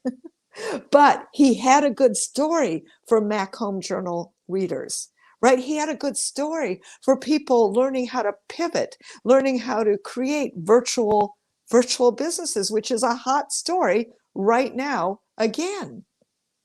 And that story, my friends, because he used everything he got, meaning he's Chinese, and although he doesn't speak Chinese, we actually translated an article, put it into the Chinese Times. He got a $7,000 consulting assignment from the Chinese Times. Do you think publicity works? Yes. He got a 40% increase in his web visits the day that the Chinese Times article came out, as an example. And that was one of them. I've told you about some of the other ones. Literally, publicity took his business from, well, laid off and not thriving to a very successful consulting business using the power of publicity. Just see why I like this? It is a powerful strategy. And you know what I love is the opportunity for you to get out there and have free visibility in any time of any economy, of anything that's going on in the world. You have the opportunity to create that visibility factor that will increase your influence and have you get more impact. Now, I'd like you to go, if you don't know where to create a holiday, make up one. Go to nationaldaycalendar.com. It's a great resource, and see what holiday you can fit into. So, for instance, I have a wonderful woman. She is an organizer. And well, I don't know about you, but certainly in the pandemic, I've needed a little more organizing than ever. And one of the things we had her do, there is organizing month, okay? But we created a new holiday for her called Find Your Desk Day. Is it just me, or do you ever have problems finding your desk? So that was a really fun holiday that created a new opportunity for visibility for her. I have a woman, she's a psychologist. Now, really what she helps and what she does is helps autistic kids in schools. And when the quarantine first happened, one of the things I had her do, because she's also an expert in relationships and she coaches on relationships, she also helps people write love letters, which I think is super cool, and write all kinds of letters. And I said to her, you're going to be the quarantine Cupid. And that was the very thing that got her on Fox News networks, including WGN in Chicago, Illinois, in the United States. Big station, 50,000 watts, great impact. And it continued and continued for her as the quarantine Cupid. That was a repositioning. That's why I'm saying, look to see what you can do right now. Like my interior designer client, and as much as we love to say she made homes more beautiful, well, you know, again, when lockdown happens, when quarantine happens, when COVID hit, all of a sudden everybody's in their homes. They're doing homeschooling. You've got multiple offices with multiple adults, multiple kids, right? All kinds of things are happening. The kitchen has, well, it's got to be used much more during the day. So now we have her out with a story about how to make your home multi-use in these times. And that story, my friends, has completely recreated her business, as now she does Zoom consults and has new programs that serve people for how to make their home quarantine friendly. That's, you know, this is the kind of, I want you to be using that kind of creativity, expanded mind possibilities, opening up to new what's possible for you. And in the meanwhile, keep doing visibility building activities like what we were talking about right before I came on, right? Networking is a wonderful visibility building activity. And here's the good news. I come to you in London from Northern California in the United States. And you know what? I can be anywhere networking with any group all over the world. And I want you to take advantage of these fabulous opportunities that the Best You offers for networking and hearing amazing people all throughout the world. Create and look for networking that will invigorate you and give you new partners, new networks. They are all over. And just Google networking events, right? Or connect to me. I think they're going to post my schedule right on there, jilllublin.com/schedule. And let's see how I can help you create more visibility, get your name out into the world, and create that ongoing connections that you need. And in fact, by the way, I do have a fabulous other free publicity masterclass where you'll learn even more. So check it out and go to jilllublin.com/publicity. It's been going across the screen, completely free, great publicity masterclass.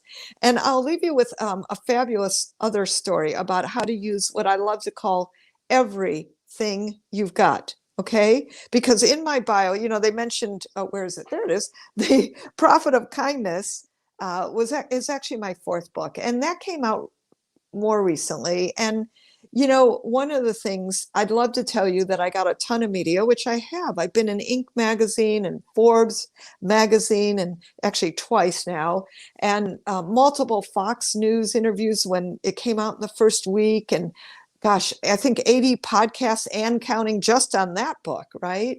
And that happened not because I've got a new book out. No, that's not the story, my friends. It's not the story about your business sometimes. It's the story, I call it push the right button. Let's push the right button for you. And what that means is using everything you've got sometimes, or creating a new story that's appropriate for the time. And I must tell you, as you know, we've all been through so much. Well, in the United States, we were a divided states of America. Probably still continue to be, actually. And so that's the story that I got out to the media that created so much recognition, so much visibility, right? And one of the things that's created is an ongoing, continuous focus for instance, in 2 weeks, it's Random Acts of Kindness Week. So, again, we put out press releases about being more kind, or like I like to say, practice a conscious act of kindness, not a random act, but a conscious act of kindness. Bernardo reminded you of that in the session right before mine, right?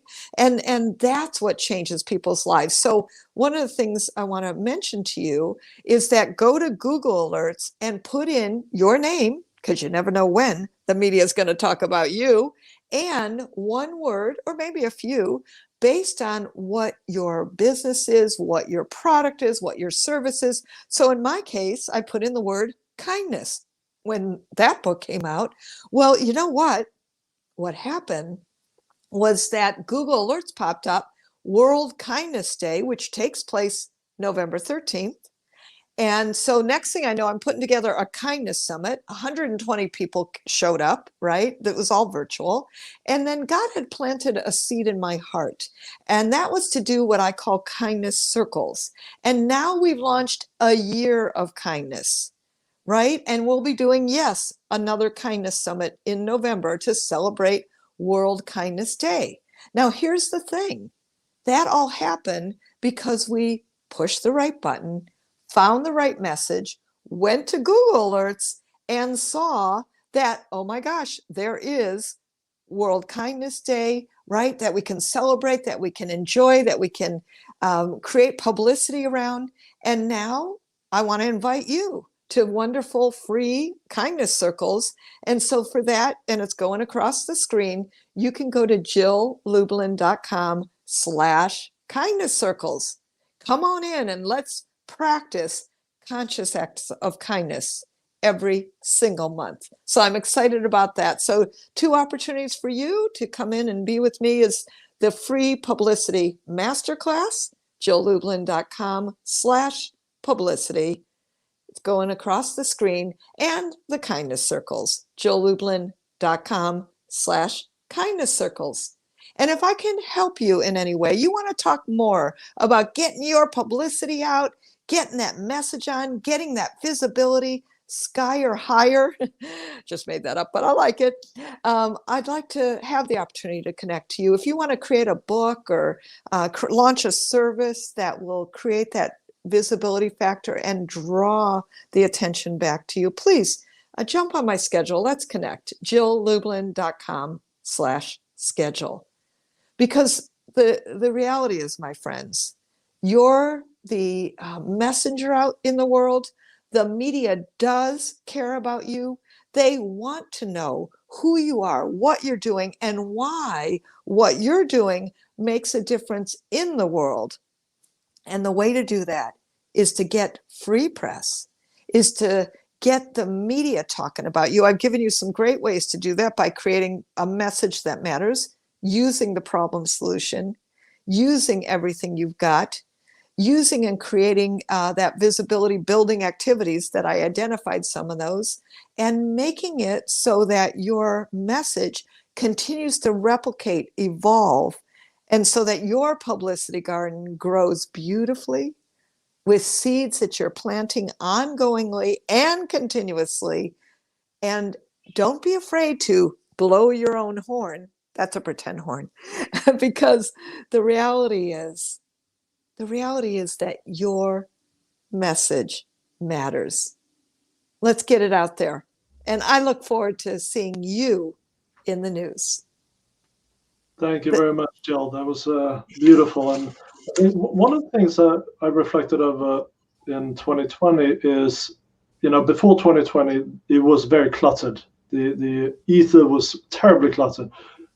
It's probably 10x during the past year, right? So the services that you can provide and helping to hone that message and kind of get the message out is going to be all the more valuable. So some real good nuggets there. Thank you, Jill. My pleasure. Thank you. And clearly, moving into kindness environment is also very important. So thank you very much, Jill. So Hugh, who do we have coming up next? Yes, we have Bethany Lundine. I'm not sure if I'm pronouncing that correctly. I feel like the foreign journalist who's out of their water zone trying to introduce someone's name, but we'll get that in a moment. But I'm just reading a bit of Bethany's prologue here, and this lady certainly knows what it's like when it comes to coaching some of the top business brains in the world. By all accounts, coaching with billionaires and the likes all across the world. So she's got some seriously exciting insights to share with us, and we're looking forward to seeing Bethany. So I think Bethany is in the room, in the house. So if Bethany can come on and introduce herself to us. Hello, Bethany. Hello. How are you? London, come on. London. So it's as simple as that. I look at it and I'm thinking to myself, do I pronounce it London or do I not? So yeah, now we know. Great to have you, Bethany. Where are you joining us from today? Los Angeles, 8:30 in the morning. City of the Angels. Yes. Very good. Yeah, Bethany, I see that you, when you work with your clients, you work with some more metaphysical aspects of coaching, right? Yes, I do. So that's very exciting. And it's something I work with myself in my coaching practice, but I suppose I don't promote it as well as you do. So. Well, there's definitely blocks to the language, no doubt. So maybe you're doing it perfect. We're all doing it perfectly for us. Absolutely. That's how it works for us. So, yeah. As far as I understand, you're going to talk about you're the one in the way, and what does your soul say, right? Yes. A completely different perspective than probably someone would imagine from what the title says. I'm excited to hear what you have to say, Bethany, and from knowing you from a little bit before, I am sure it's going to be a treat for all of us. Thank you. Yes, Chris and I just met this week.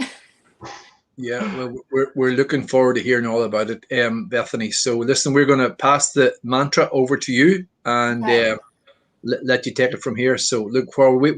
Chris and I'll come back on and catch up with you afterwards, perhaps interrogate you a little bit on what we've just heard. So we look forward to hearing from you now. So we'll pass it over to you. Interrogate away. Thank you. All right. Bethany London here. I tune into the unseen soul and author. I didn't even bring my book on the last one. I'm like, what was I thinking?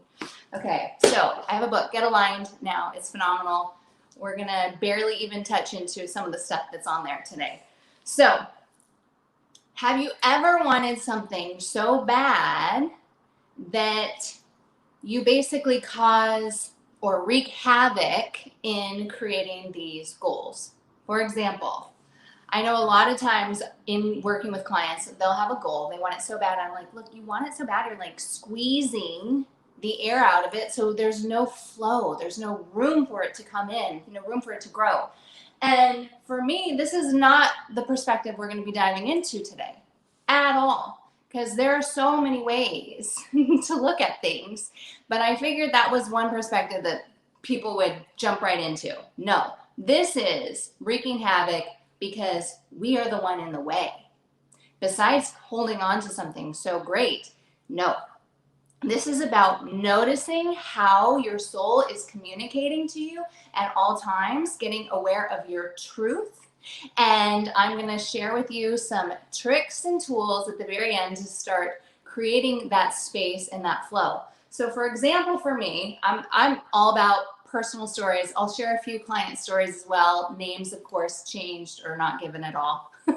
But recently, I went through a breakup with somebody that I love tremendously. 5 months ago now, 4 months ago. And yes, that was devastating. Yes, it was painful. And what's interesting though is I am working on a desired result, right?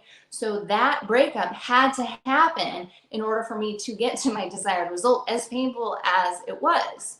And so here I am doing my own alignment process. Yeah, taking my own guidance and doing my thing. On 2 different occasions, I actually met somebody or started communicating like on an app with somebody the day I did the alignment process. And they're amazing. They're phenomenal. They're verbatim saying some of the things that I have written down in my whole process. And what do? I freak out. I'm like, no. You're not for me. There's this, like super awful reasons that are not even valid. And I push them away. Okay, sure, yes, we could go into all the other reasons why that happens. But the thing is, it's like I'm waiting a lifetime to get on this amazing Disneyland ride. And I get up to the roller coaster and then I'm like, I can't do it. I'm scared. I can't get on. No. Because there are going to be ups and downs, and I know that, and I'm just not ready. So I've been described this way multiple times. And here's the thing. That is a beautiful, beautiful thing for me to get to that ride. Even if it does cost me one person, there's another person out there. That's fine. But getting to the ride and noticing all the things that come up for me, that is my soul communicating with me. That is me taking an opportunity to tap into, okay, this fear came up, this fear came up, this fear came up. It all happens for me. And so at the end of the day, being in a space of responsibility is what's going to support you in awareness and being like, okay, this is why this is happening. Another example, let's take it away from personal relationships. Let's go to business. I had a startup called Shop Addict. So Shop Addict, don't even look it up, is not there anymore. It's not there anymore. So Shop Addict, I worked on for 7 years. For 4 years, I went through, the first 4 years, I went through 7 developers, 1 little lawsuit, just all the things, all the challenges, all the hurdles in order to get it live. And once I got it live, I was super blessed in that I made the front page. There was a whole article written on me and the company on the front page of Celebrity Bethany Frankel. And guess what happened? The site crashed. I didn't get any contact information. There were no sales. There was nothing that happened other than it crashing and burning. And in that moment, I can be like, why me? Why didn't I have a better developer? Why didn't my developer know? Blame it on everyone. When the reality is I had gone through 7 developers to even get it live. I went through a lawsuit and then some in order to get it live. Part of the reason it took 4 years was because someone took me away and had me working on one of their projects. That is a victim stance, but the reality is I had so many challenges to get through and I didn't pay attention to the reasons maybe those challenges were happening. So at this point in my life, I have cleared the being taken advantage of, that emotion, that energy that rises within me. I had, or did, Key. I cleared this energy of force. This uphill battle is necessary in order to achieve success, whatever that means. I have a whole new definition of success these days. It's purely being happy in the present moment. Side note, success.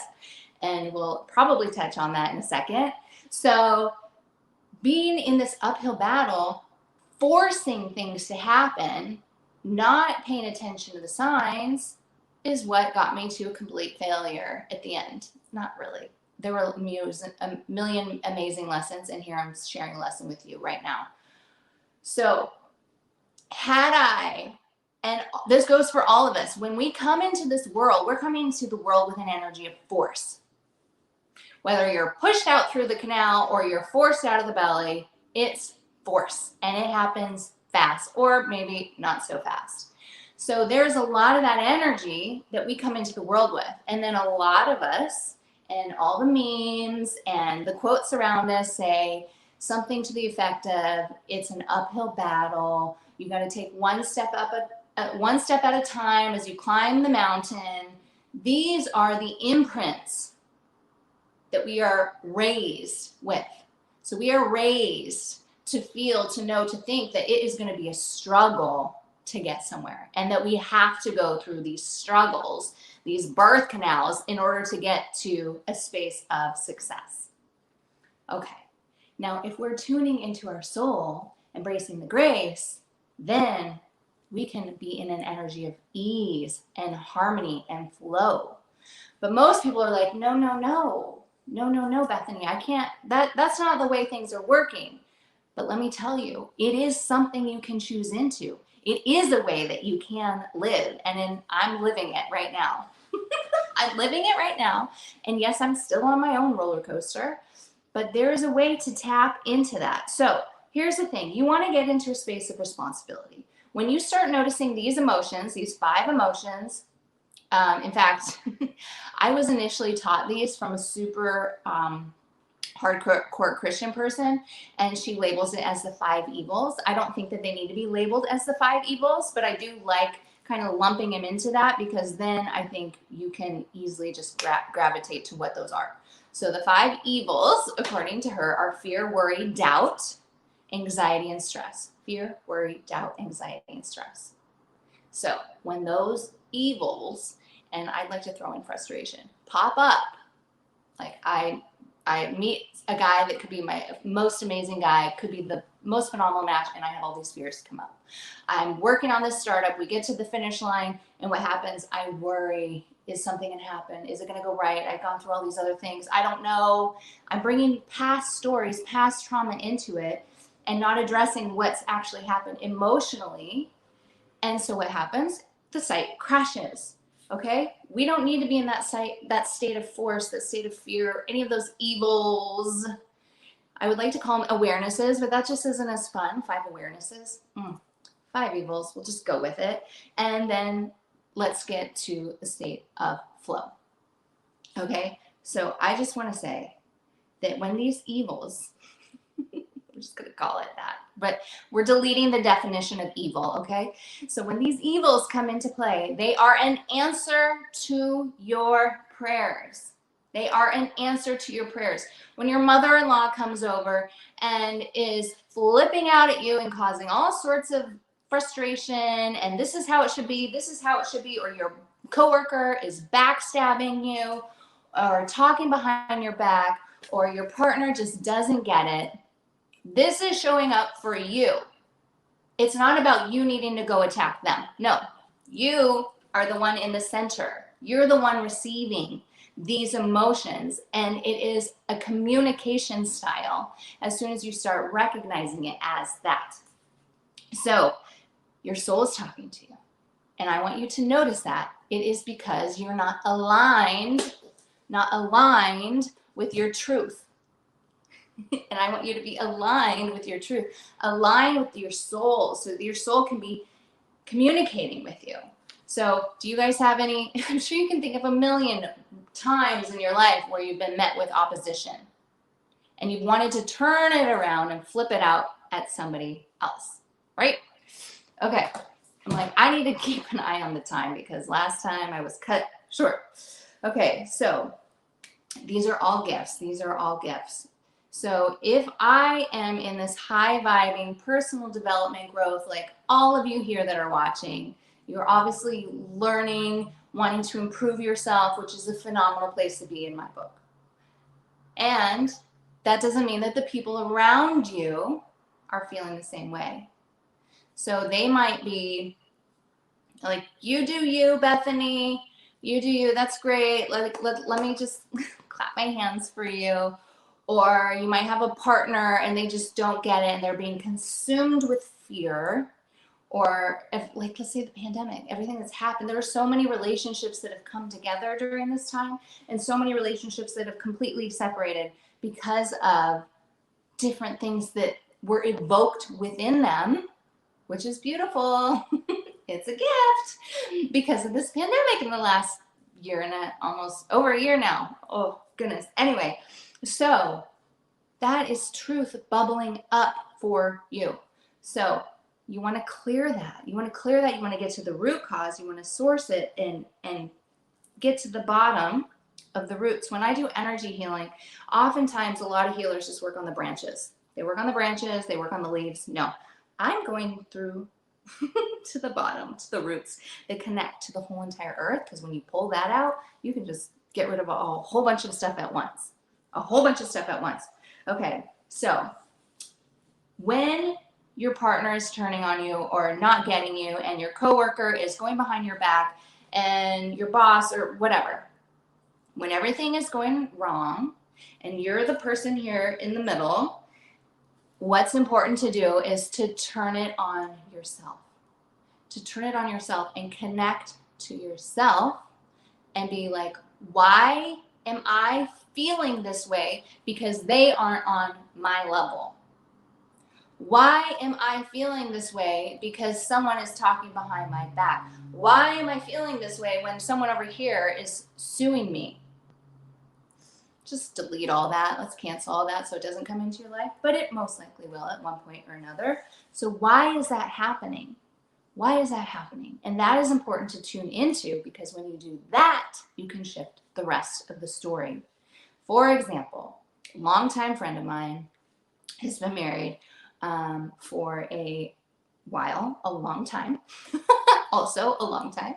And I can tell you, I have never experienced her living in a space of joy and love. She's always frustrated.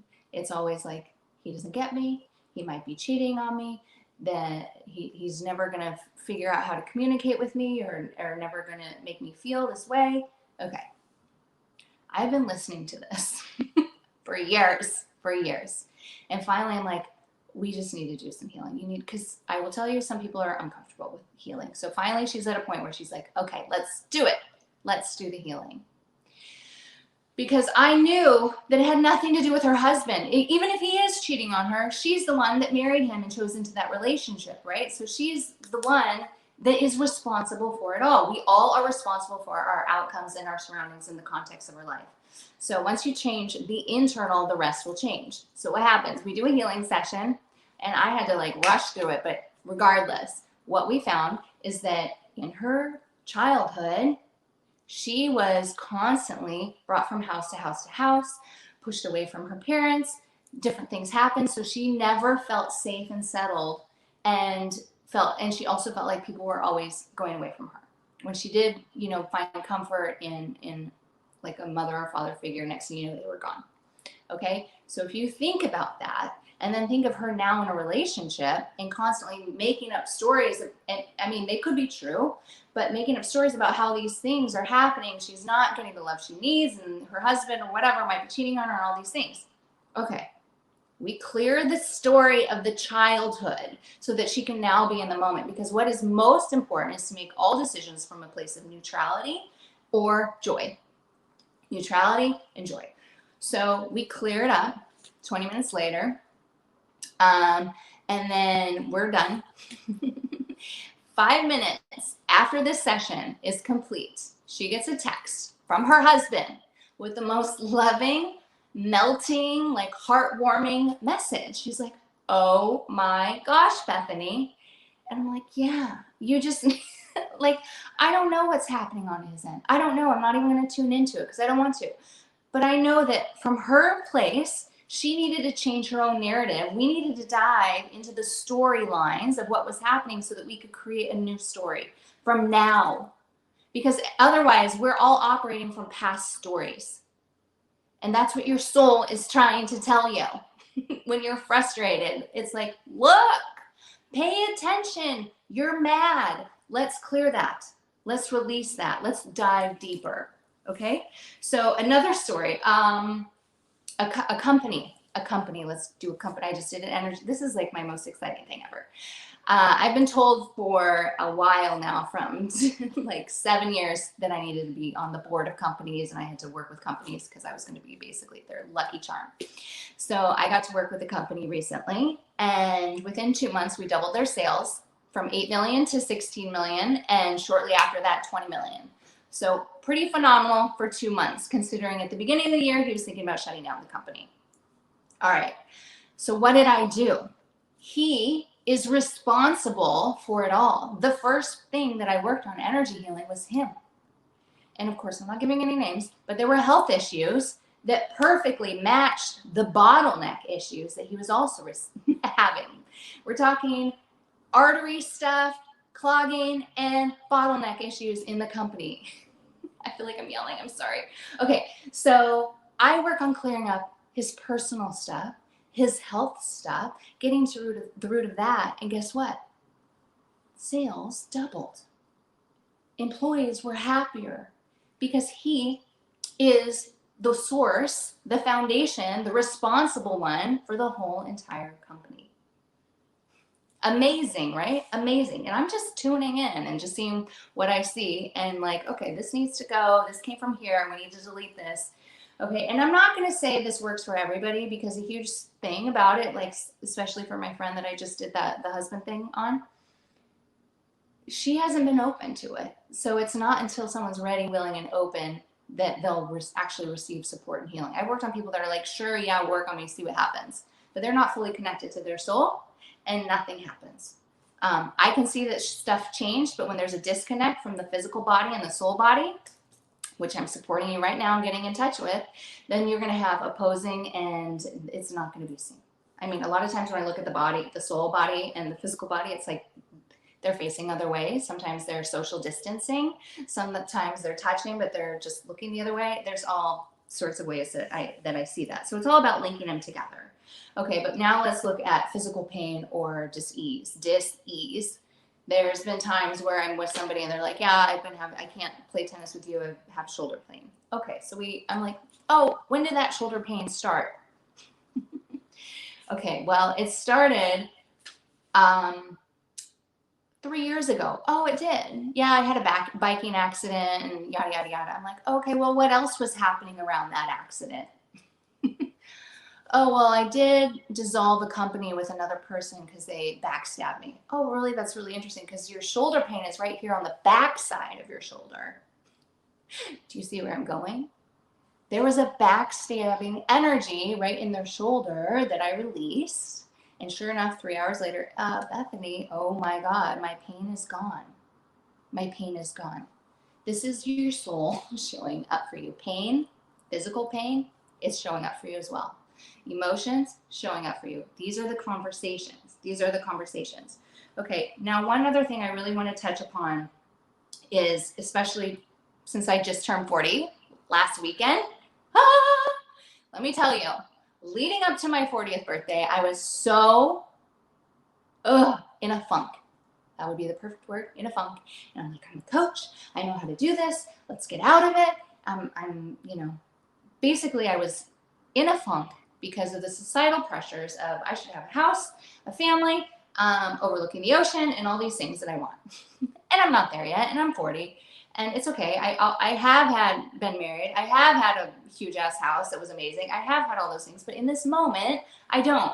So I was feeling the lack, feeling the frustration around that, and everything I was doing, pulling out all my tricks, were not working until I dove into the energy healing of it all. Because here's the thing at the end of the day, and I want you to experience what I'm about to say. Whether or not you ever buy a house in your life does not matter. Whether or not you get married ever in your life does not matter. Whether or not you ever make $1 million in your lifetime does not matter. Whether or not you die with debt or not does not matter. Whether or not your company grows and expands and becomes $1 billion company does not matter. And I just feel the resistance on the other end because you're like, Bethany, yes, it does. Yes, it does, because this. Okay, write those down. Write those things down. Because what matters is your feeling inside. What are you feeling inside? That's what matters. When I do my workshops at a company and I'm leading all the employees to a vision, you get to the bottom of the vision. What do they want? They want love. They want love. That's it. That's what matters. Okay? They want to feel heard. They want to be seen. They want to be recognized and appreciated. Yes, all those too. But when you get down to the bottom of it, it's love. It's love.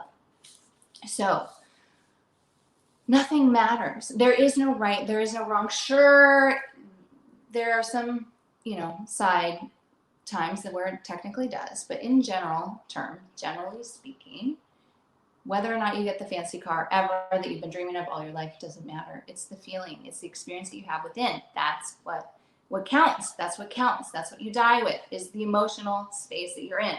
So let me just run through an example right now and notice if you remember any of those thoughts from when I was saying nothing matters, what came up for you. But here's another thing, and I want you to notice immediately what comes up for you. Here's a check for $100,000. Every single one. I personally just gifted you a $100,000 check. So you get it.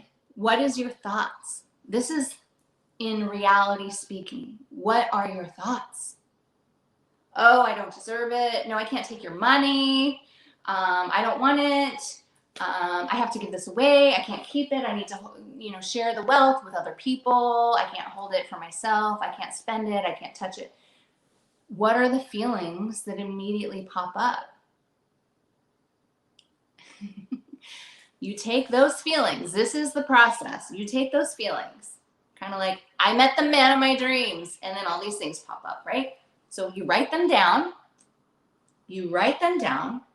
And then you decide, when did I first start feeling not worthy? Oh, okay, so that happened at the age of, what's like your first memory? And as you do this more and more and more, and you start doing it throughout the whole entire day with every thought you have that's not one of joy and above, or neutrality even and above. So as you do this, you'll start to get the answers quicker, because it's your soul talking to you, and it's going to happen faster, like lightning speed. So, okay, so I wasn't worthy. I just remember this experience when I lost this camera, and it was like the best thing ever, and I lost it, and I couldn't find it, and I couldn't tell my parents because they had given me this beautiful gift. You dive into that experience. You figure out when you first can remember having that emotion or that feeling, okay? And then you start acknowledging it, and you're like, oh, that's where that came from. That's where that came from. Oh, how interesting. Yeah, I hadn't thought about that. And then you want to now express gratitude. What has that situation that happened at the age of 4 brought you throughout your whole entire life? All those times you felt unworthy. And yes, just start with one. And I usually encourage writing a list, okay? So you want to find the reason, the silver lining of that experience when you were 4 and how it has supported you throughout your whole entire life. Okay, so me not feeling worthy has supported me because now I can recognize that. It has supported me because now I'm like, oh yeah, well, because I didn't feel worthy in this situation, then it allowed me to create this situation, and then that allowed me to write a book. that I can now support other people with, you know, so that maybe they don't have to go through those struggles that I did. So you find the beauty and the blessing of those ugly situations. Okay? I've been cheated on multiple times in my life. I cleared that, so it hasn't happened in a while. Thank God. But I don't like that experience, as you can imagine, if anyone's watching. And when I started doing the work of like, why am I creating this? Like, my parents are still together. They have a phenomenal relationship. And I go back, I remember a moment when I was 3 or 4 and watching this fight happen between a couple. They were throwing things. They were full on throwing things. And if I tune in intuitively, I'm like, oh my gosh, I bet you anything he was cheating on her. Now, I was just 3 or 4 just watching this all take place. Okay, I had no idea what was going on. I wasn't even scared. I was just watching and observing. But can you imagine all the things I was absorbing in those moments of watching this take place? This scene comes up so many times in my life when I'm tracing things back. Yeah. So you might have one scene in particular that created all sorts of imprinting. Okay. But as you realize that, then you can be like, oh, that's where that happened. Got it. Thank you. Now I know. You can find the blessings, express the gratitude, and what happens is those situations start to dissolve. You can take it to another level with a healer, but you really can do the work on your own. And by the way, I do have tons of energy healing YouTube meditations you can check out under Bethany London. BethanyLondon.com is my website, by the way, to learn more, see some courses. I have some free courses and stuff. Okay, so I have these energy healing things. You can do the work on your own. I do encourage that, and then go and listen to like a meditation for clearing. Because as you do that, you'll become more aware and clear of everything that's happening around you. And if you still struggle, because look, I struggled a lot with this initially. I've been doing it for 7 years, and I'm still doing the work. I probably spend, let's say 5 hours a week doing deep dive energy work. 5 hours a week. But I love it. And I know that you're not all going to love it. So that's okay. Here's another version. Here's another way you can do it. At the end of the day, because this is all about feelings. All about feelings. And that is your soul communicating to you. That is your truth. Is writing down. Yes, it does take journal work. Okay, so writing down on one side and another. So you have 2 columns. One side is good. The other side is bad. So good feelings, bad feelings. And then you write down things like, look at your day, things that happened. This will help you to start getting into an awareness of things that are happening in your day and how you feel. Because a lot of people are in autopilot and we're just going throughout our day. So when you are like, oh, I didn't like that, oh my gosh, this is what's coming up. I didn't like that I stepped in dog poop. That made me feel bad. But then, what was funny is then I laughed about it. Okay, but anyway, so you could write that down. Or I didn't like that I didn't get enough done today. By the way, clear a to-do list, change it to a get to. I get to, or a manifesting list, or a to-done list. There's 3 different options for you. Take them and run with it. Just don't say to do. But let's say you did have a to do and you're like, oh, I didn't get enough done today. I was lazy. That gives you a bad feeling. So as you start to write these things down, or, oh my gosh, by the way, I'm surrounded in flowers right now. You can't tell, but I'm so blessed because I have all these, mostly tulips, surrounding me. And I just look at them and I feel blessed and I feel gratitude that like people wanted to honor me and my birthday and celebrate me.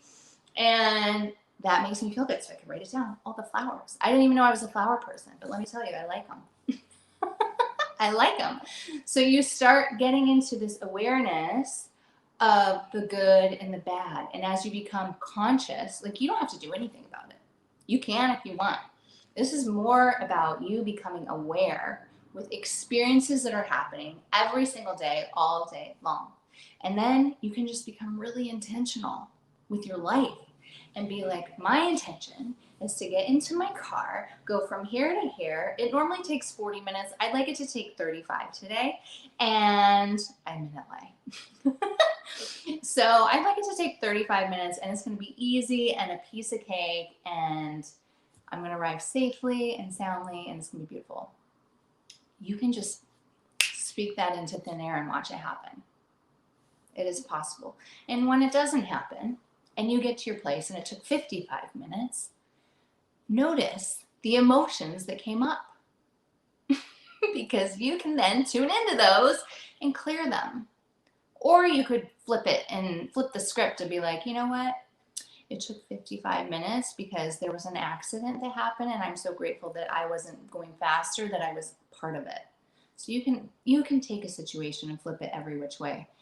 But at the end of the day, I just really want people to choose into their soul, because when you start listening to your soul and your truth, that is when you experience freedom, because freedom is a choice, and you can get there, and you can still be in your little studio apartment or wherever that you don't like, and you can find freedom there. You can find freedom in that relationship that you don't like. You can find the freedom in that job you don't like. You can find it because it's in here. And as you clear those emotions and where they stem from, then you can get to that space of neutrality. And from there, you can make new decisions.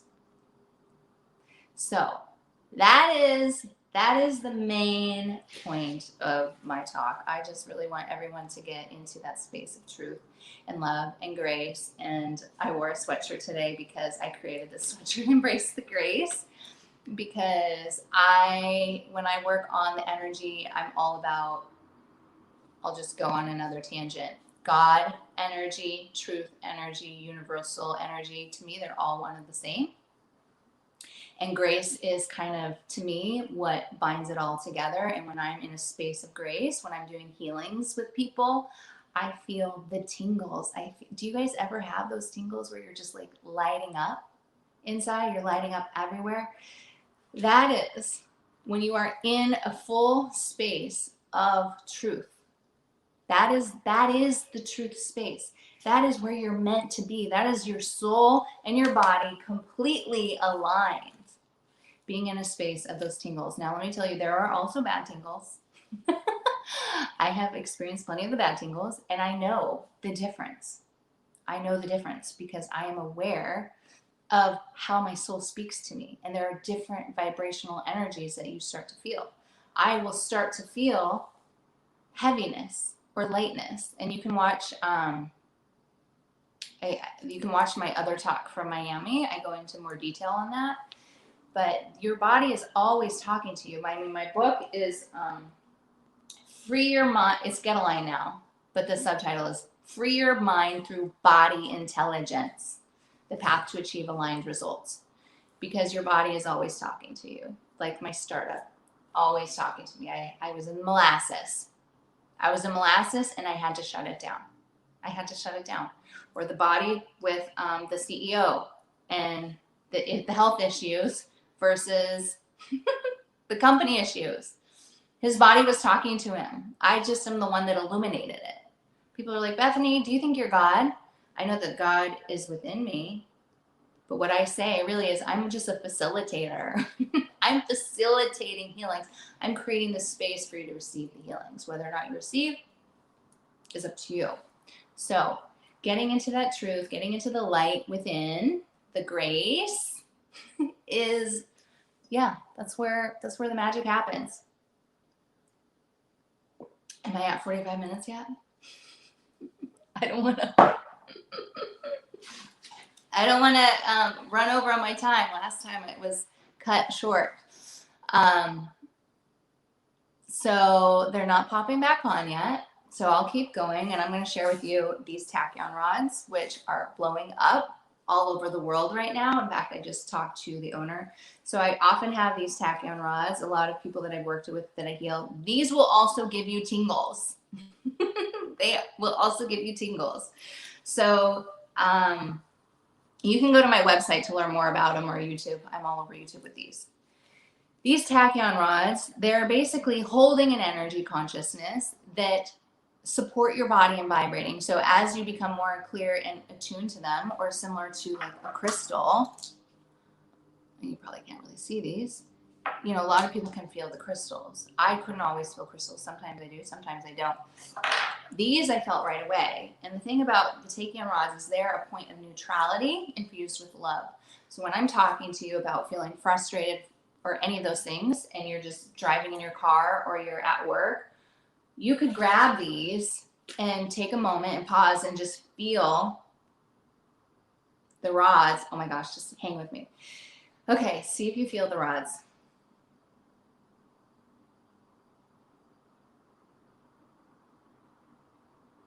So right now I'm broadcasting these rods, the energy of the tachyon consciousness, out to everyone that's listening now and in the future.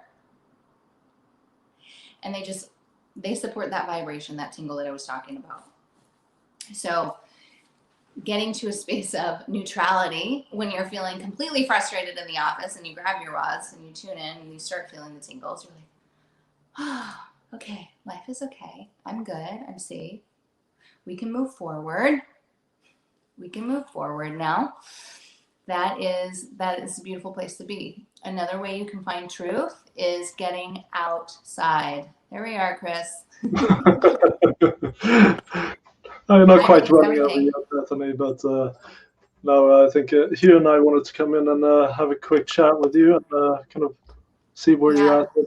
And to me, I mean, the one of the key aspects, two of the things I really picked up on here, apart from all the wonderful techniques that you share and the examples, is you need to have the intention and the feeling aligned in order to get past that obstacle, right? So your soul has to be, or your essence, or whatever you want to call it, has to be aligned in order for you to bring your essence into physical manifestation, right?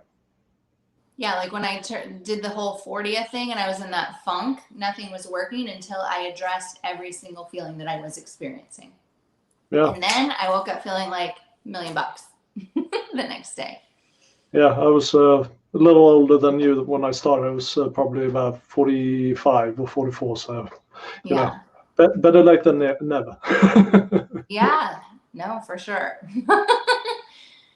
It's an all-in awakening. Oh, sure. Hugh, did you have any questions?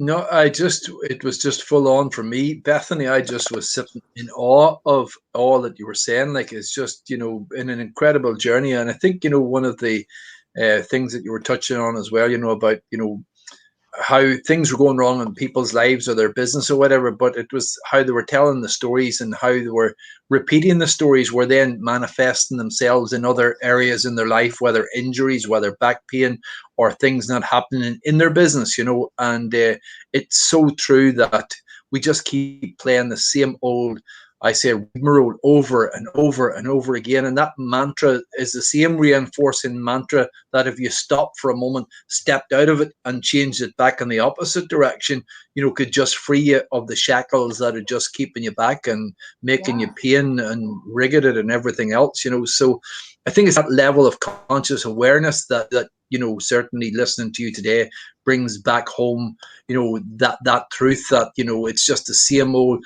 If we just find ourselves slipping into that rut, you know, it can get in on us before we're even aware of it. So just being consciously aware of it and putting yourself in a position to come straight out of it. Everything is showing up for you. Everything is for you. And as that becomes its own mantra in itself, you can start changing the narrative, all those negative things that are happening. Yeah. Brilliant, absolutely brilliant. So listen, before we let you go and move on to what's the one golden nugget you're going to share with us just to close today? The one gold nugget out of all the hundreds that I just shared? Yes. top of the list. Is there top of the list? Is listen to your body. Listen to your body. Listen to your body. I can easily, when they say, well, what would you tell your 20-year-old self? I would say, listen to your body, because you can go to every single moment and look at what was happening, like a bad moment or something that happened in your life. And you can be like, oh, well, that's weird because that didn't feel good to me. And I still signed up for that, you know? Yeah. So paying attention. I was even talking to a plastic surgery office yesterday or the other day, and they're like, oh yeah, we if a client doesn't feel good to us, we don't bring them in. Kind of like the Marie Kondo way, you know? If that client doesn't feel good, they're like, we're not even gonna go there because it might go sideways.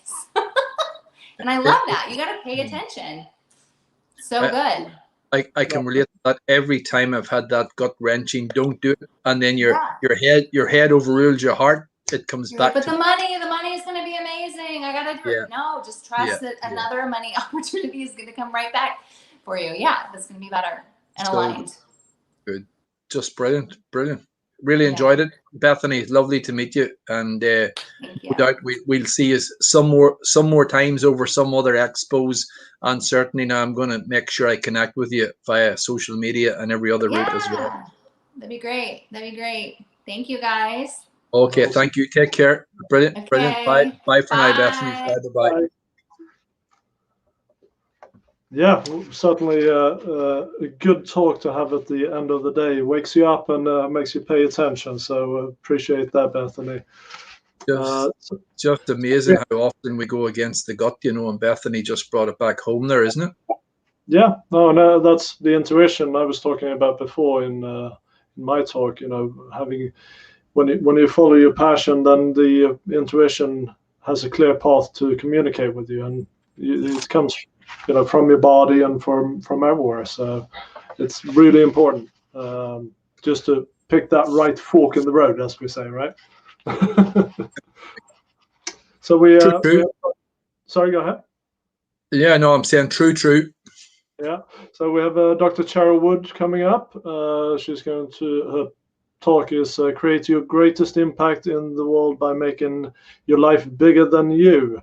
Now, Cheryl was on the panel and on the main stage that I was on before, so she is going to be part of the Best You TV series. And if I'm not mistaken, she's going to be part of the Best Author, but we'll check that with Cheryl herself when she comes in. So what do we know about Cheryl here? Well, just reading some of her bio here and see incredibly 13 best-selling books, I believe, and I'm going, wow, how do I even get one out? And here we've got someone on who does 13, so just incredible. TEDx speaker, and my day is every morning now when I'm up moving around the house, heading for the shower, getting organized for the day, I'm always playing TEDx videos on my iPhone. So I'm looking forward to hunting out Dr. Cheryl very soon and start listening to her in the morning, kickstart the day. It's a lady who equips women, by the looks of things, to really unleash that inner power, the voice that literally transforms, I guess, thousands of women's lives all across the world, and as well trained in many different areas, trained in many different regions across the world. And I'm just looking here, looking through the list of South Africa, India, France, United Kingdom, Canada, Bahamas. I bet this lady's suffering from lockdown syndrome, that we can't get all across the world. So it's going to be great to hear from Cheryl. She's going to join us now. We've got Dr. Cheryl Wood joining us on the call. Hello, Dr. Cheryl. Hi there. Yes, I'm definitely suffering from lockdown syndrome. It's great to have you on the call. Where are you joining us from today, Cheryl? I'm from the USA, in DC, Washington, DC. Very good. I guess it's a little center. It all happens. Awesome. Yeah. So yeah, is it the Best You authors? Best You TV authors segment you're going to be presenting? Am I part of the I signed up for a big package. Whatever they said I can be a part of, I'm a part of. Whenever they give me permission to share my voice, I'm sharing my voice. So yeah, you're all in. Something for everything. Yeah.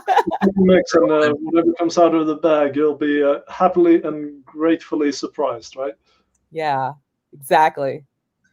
So, Dr. Cheryl, we've had an incredible day today, on the mentors and influencer stage. It's just been incredible, some of the speakers who have been on. And we're genuinely excited about, the energy that you bring to this slot today, because it's the biggie, and we're looking forward to hearing what you've got to share with the people. And we're we're going to give the stage over to you and look forward to hearing what you've got to say.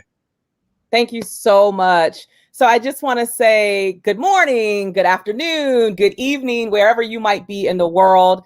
I am Dr. Cheryl Wood, and it is such an honor to be here as a part of this dynamic platform. I want to thank Bernardo and his amazing team for pulling this together, because this is what we need. And we need this now more than we've ever needed it before. All of us, I think, can agree that 2020 was somewhat of a whirlwind. Many of us experienced great loss. For some of us, it was loss of life. For some of us, it was loss of our businesses or loss of jobs and financial stability and security. And I think for all of us, loss of that social interaction and engagement that we so thrive on as human beings. And so I know that the human spirit craves for connection. It craves right now for hope and inspiration. And I am hoping that this time that we get to spend together is going to just ignite a fire within you to remind you that you still have work to do. You are just getting started.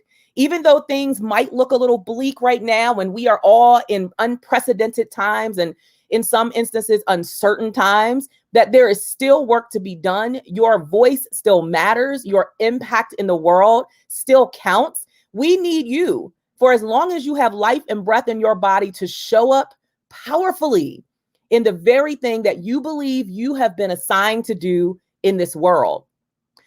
There is a quote that I state quite frequently to the clients that I get to serve all across the world. And it's this: your life and your story is about you, but it ain't for you. Ooh. Now, you guys see me do that sometimes, because sometimes I say things and it really just gives me goosebumps, because it is such a reflection of my own life and my own testimony and how I got to this place of where I am today in my life, where I'm able to touch and transform the lives of women all across the world. It didn't start there, but it was really recognizing and acknowledging this space that, Cheryl, everything you've been through was about you, because you went through the experience. You went through the pain or the turmoil or the trauma or the valley, as we sometimes call it here in the USA.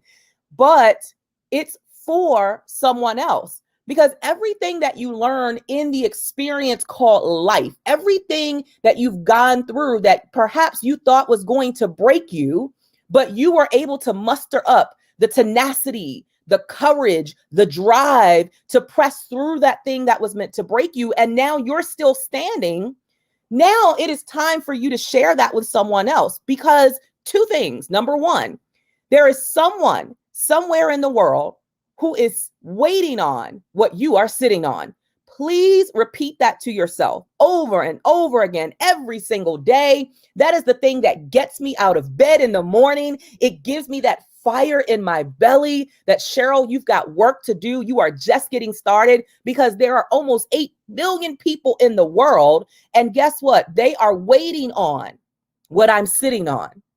See, that's truly making your life bigger than just you. Understanding that you have to wake up with a sense of purpose in your bones and passion in your spirit to help make someone else's life better. There are people who are in pain, and you have the prescription for their pain. Now, I want you to think about that. I want you to really visualize what that means and what that looks like.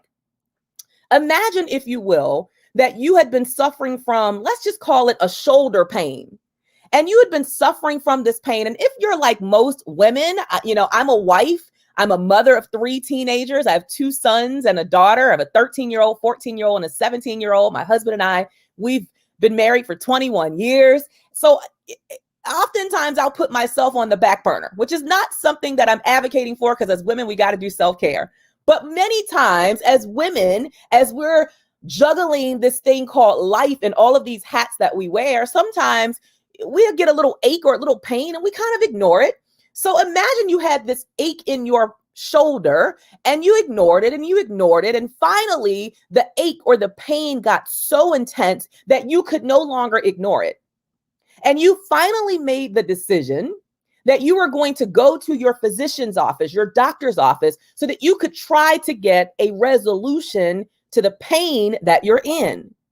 And you go to the physician's office and the physician comes over and does a little triage and you explain what the pain is and how long you've been dealing with it. And you're just like, doc, I just need something. Can you write me a prescription so I don't have to stay in this pain?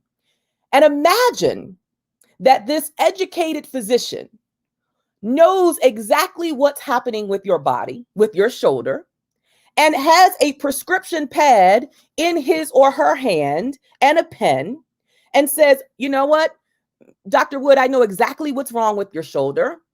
I know exactly what prescription to write for your shoulder so that you don't have to be in pain anymore. But you know what?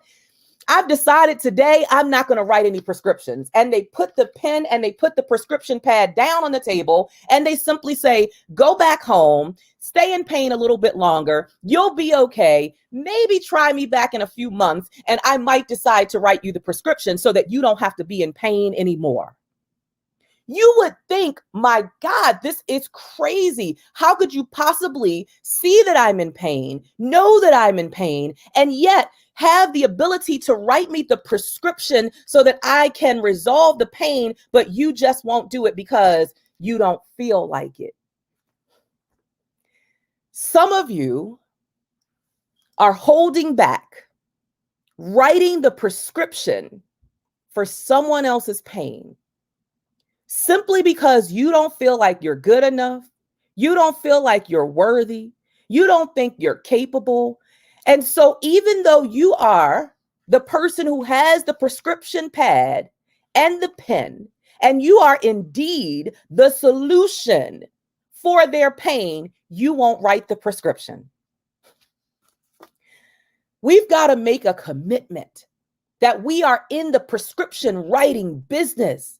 That everything that we know, everything we've learned, everything that we are sitting on, we are going to use it for the betterment of someone else. See, that's what we call living a life that is the best you. When you make it about others, how do I take my experiences? How do I take what I know? I have a pain that somebody else is in that I've been through, but I'm on the other side of that pain as a victor, as a conqueror. Why would I not come back and share that with someone else? See, that's called selfish. We don't want to be selfish in our lives. We want to be selfless.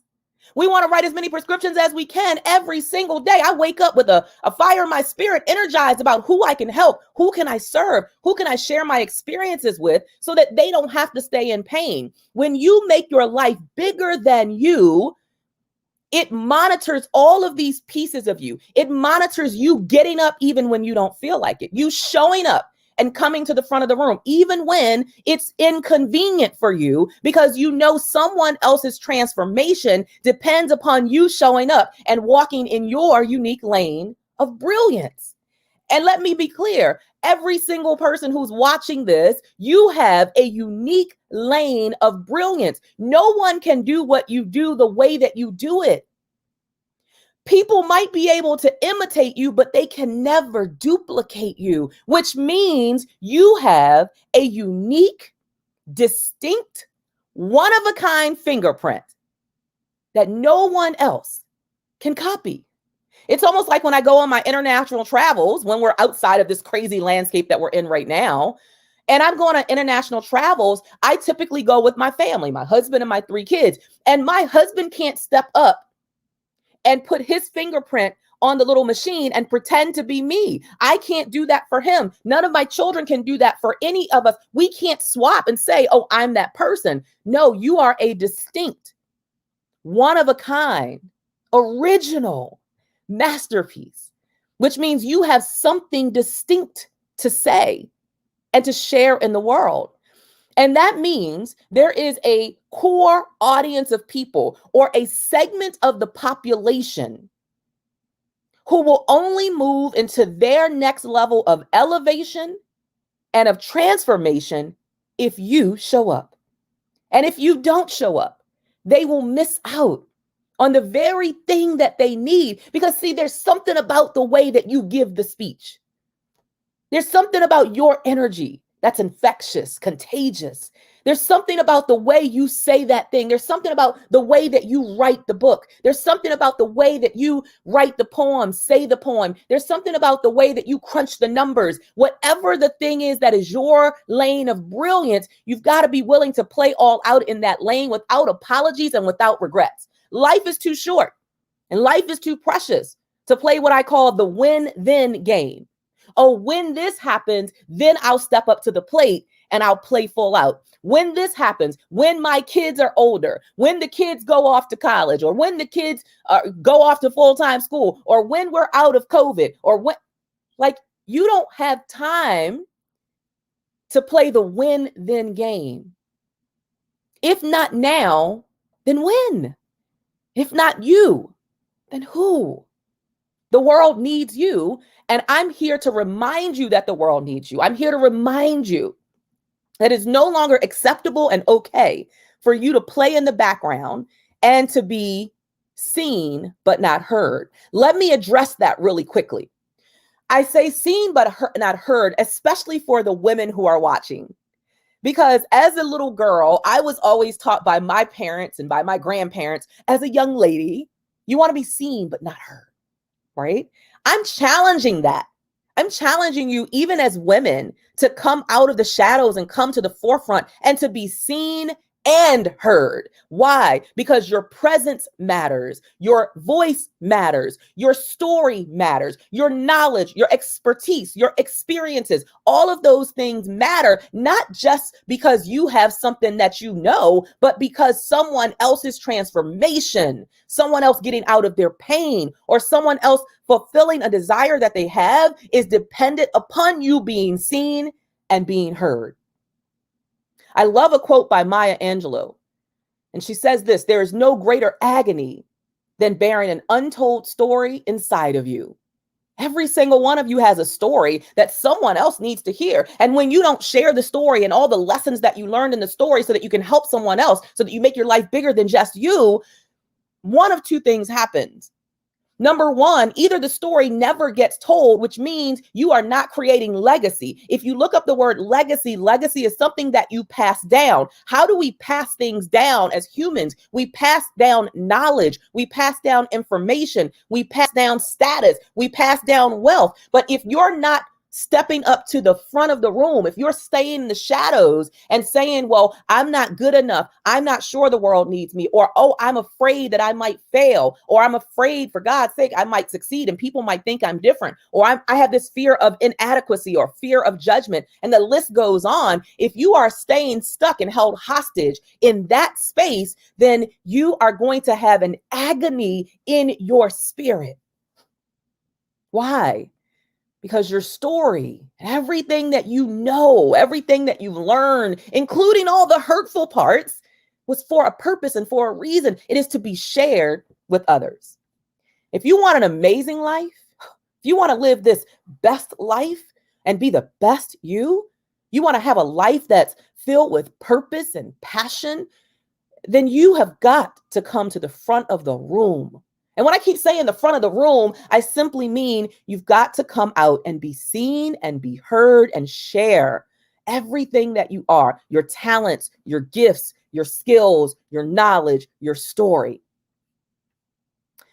Exactly 164 days ago, and yes, I know the exact count to the date, I got a phone call that would shift everything about who I am forever as a person, as a woman, and would re-emphasize the urgency of coming to the front of the room. It would re-emphasize the urgency of not believing that it is okay to leave your gifts untapped, that it is not okay to assume that you are going to get tomorrow to be able to create legacy and to touch other people with your unique fingerprint. The date was August 22nd of 2020. And I had just wrapped up an amazing 3-day women's speaker training for about 20 women who I am helping to develop to share their voice and get on national and international stages. And I was feeling so full, like my spirit was happy. I was energized. I love what I do. I'm passionate about what I do. I know that this is the work I was created to do and born to do. And I was on that type of energy.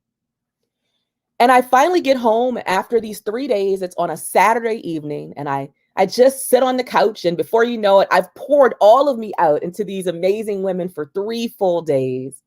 And my body was just exhausted.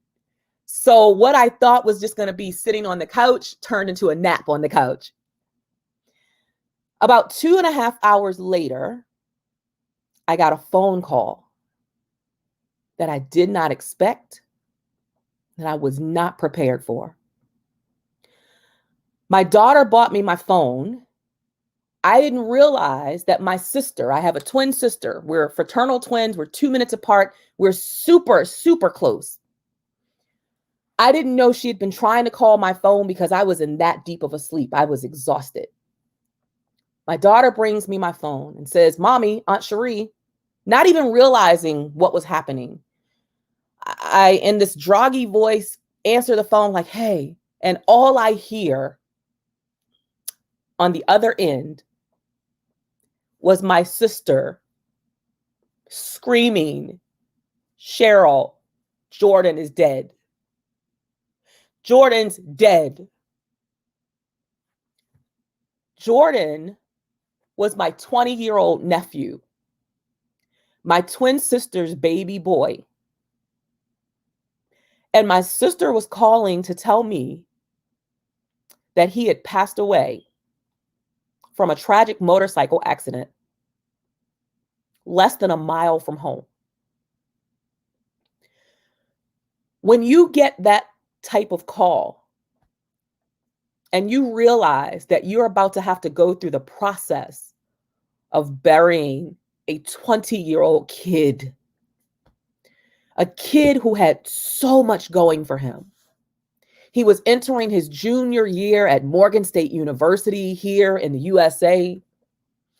He was on a full scholarship because it costs to go here in college. It's not free. But he was on a full scholarship ride. He was an academic scholar and an athletic scholar. He was on the dean's list. He was the starting wide receiver for his college's football team, and he was already being looked at by the NFL. He had a contagious smile, super, super handsome kid, and everyone loved him. His energy and his vibrancy for life was just contagious. And I'm sure he thought, and we certainly thought, that he would have more than 20 short years to create legacy and to have the opportunity to make his life bigger than himself. But the reality is we aren't in control of that. There's some things we're in control of, and there are other things that we simply are not in control of, and that is one. And that is not to be morbid. It's not to bring you down. It is simply to be a reminder to say, what are you doing with the life and breath in your body today, this moment, in the next hour, in the next few hours? Because your tomorrow is not promised. My tomorrow is not promised. And the beautiful thing about Jordan's life was that even at the young, tender age of 20, he had already created legacy. There were young college kids who came to his funeral and came to his viewing, and we gave them an opportunity to speak and share their experience with Jordan.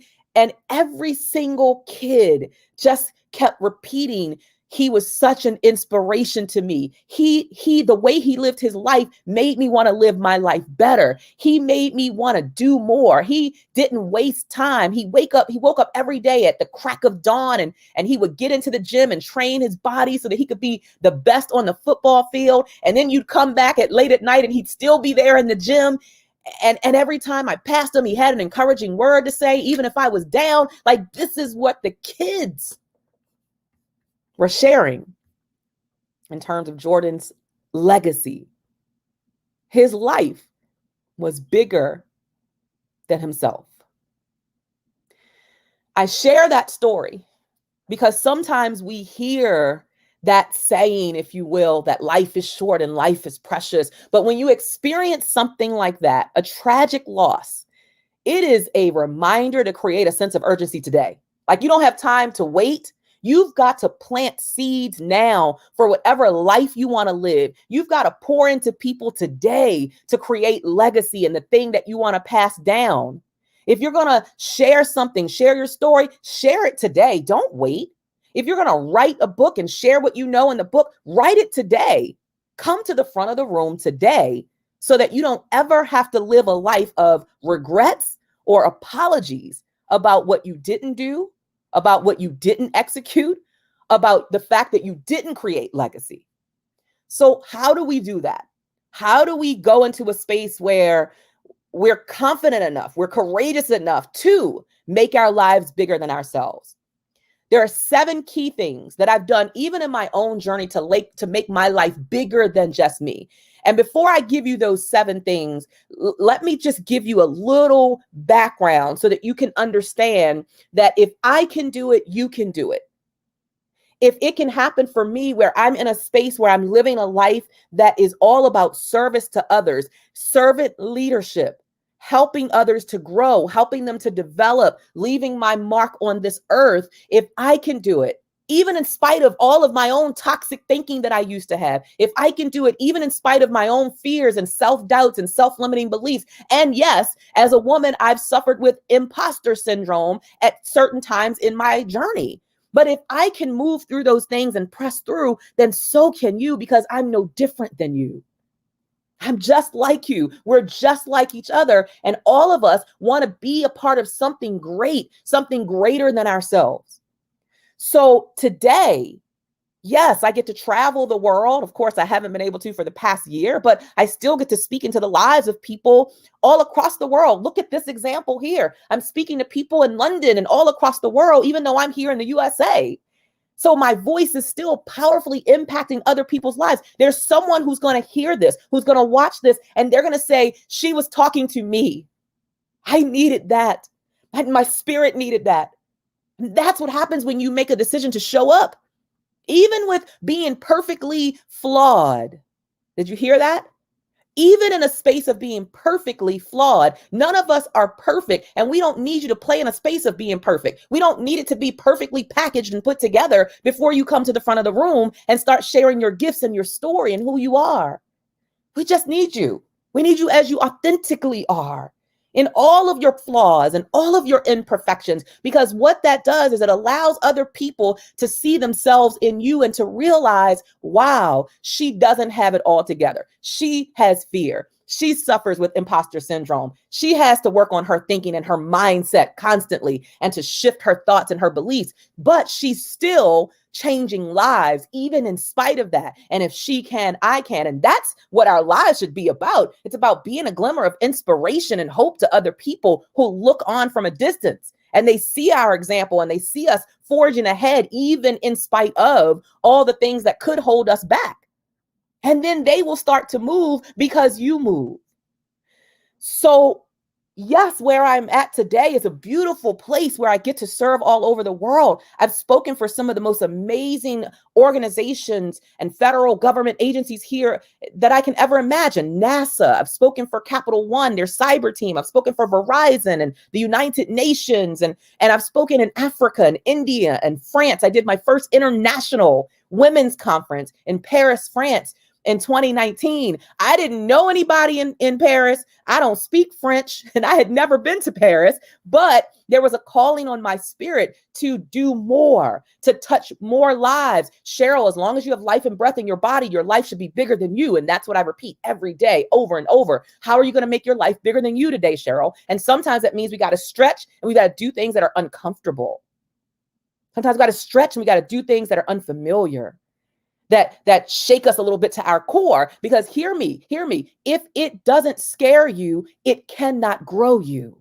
Ooh, that's one of those moments. Got the little goosebumps because I tell those things to myself. Cheryl, if it doesn't scare you, it can't grow you. So there are some initiatives and some projects and some things that will allow me to serve at a bigger level that should scare me a little, because that means I'm experiencing growth. But I didn't start in this space of being this confident, courageous woman who came to the front of the room.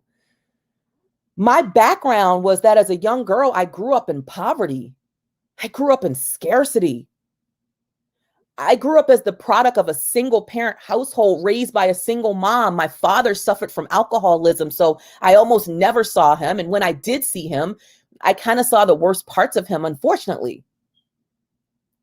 When I went through school, going through high school, and I graduated high school from here in the USA, I did not go for 4 years of college education after that because I simply wanted to get a job, because I wanted to get out of poverty and I wanted to pull my mother out of poverty. Well, how do you do that? You get a job and you make money so that you can get out of poverty.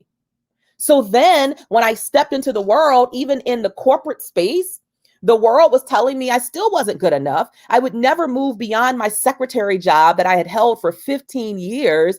The world was saying, oh, you'll never move beyond this because you don't have enough letters behind your name. You don't have the piece of paper, the college degree that says you're good enough, you're worthy, you're adequate.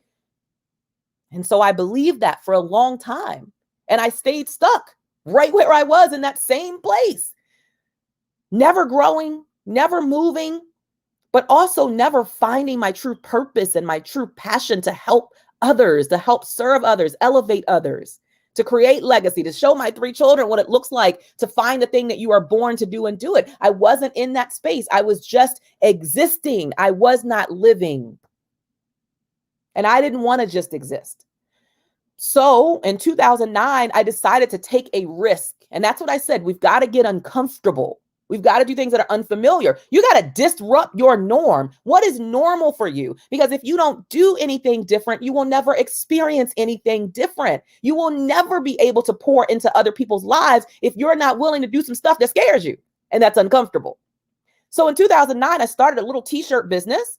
I didn't know what I wanted to do as an entrepreneur. I didn't come from an entrepreneurial background. I didn't have a business degree. I didn't even know if I could succeed. But what I did have was a willingness in my spirit. I had this drive within me internally that, Cheryl, you are fearfully and wonderfully made, and you were put here for a reason by a higher source to touch people's lives in a big way. I didn't know how that was going to manifest.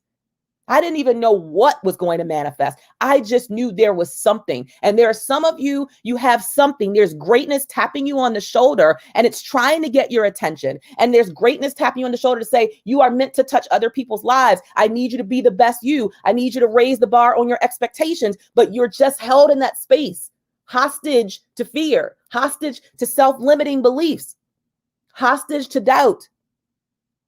And it wasn't until I gave myself that permission to disrupt everything I had always known, to dismantle everything, all the fears, all of my toxic conversation with myself. It was not until then that I was able to start moving forward. And here's the beauty. When you start taking steps forward and you start being in a path of motion and movement, literally the universe will conspire in your behalf. It will conspire for you to win. Like you will open yourself up to new opportunities that weren't there, new relationships, new connections that weren't there before.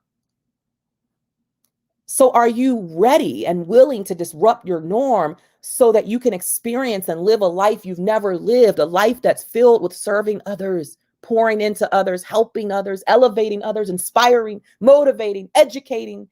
Like that's what our lives as human beings is meant to be.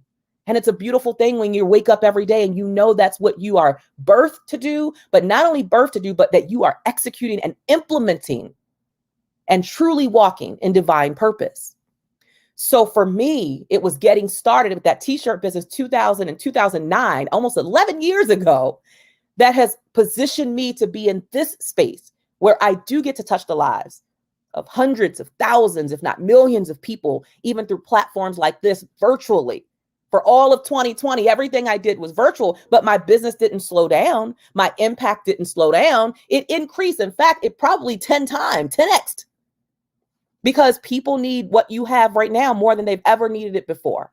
They need your knowledge. They need to know whatever it is that you know. And always remember, even though there's someone who knows more than you, there's always someone who knows less than you. So do not diminish what you know. Do not devalue and discredit what you know, assuming that no one needs it, or assuming that there are already so many gurus and masters and experts in the marketplace that your story, your expertise, and your experiences aren't needed. That could not be farther from the truth. The reality is that none of us, as a solo being, none of us have the capacity to serve everyone on the planet. So my voice is needed. My coach, who's a part of this platform, Lisa Nichols, her voice is needed. Bernardo's voice is needed. Christopher's voice is needed. Everyone's voice is needed. Everyone's experiences and stories are needed. Have you ever heard something repeatedly and maybe it was good, but it didn't hit you in that moment, and someone made a statement and okay, you heard it, but it kind of went in one ear and out the other. Maybe you heard it several other times and on several other different platforms. But then maybe you came to a different season in your life, and then you heard that same thing, that same statement that you had been hearing for years. And this time it just hit you and the light bulb came on. And you're like, oh my God, that's the greatest thing I've ever heard. And you're acting as if you've never heard that statement or that sentence or that proclamation before, when in actuality you heard, but you were not ready to receive it.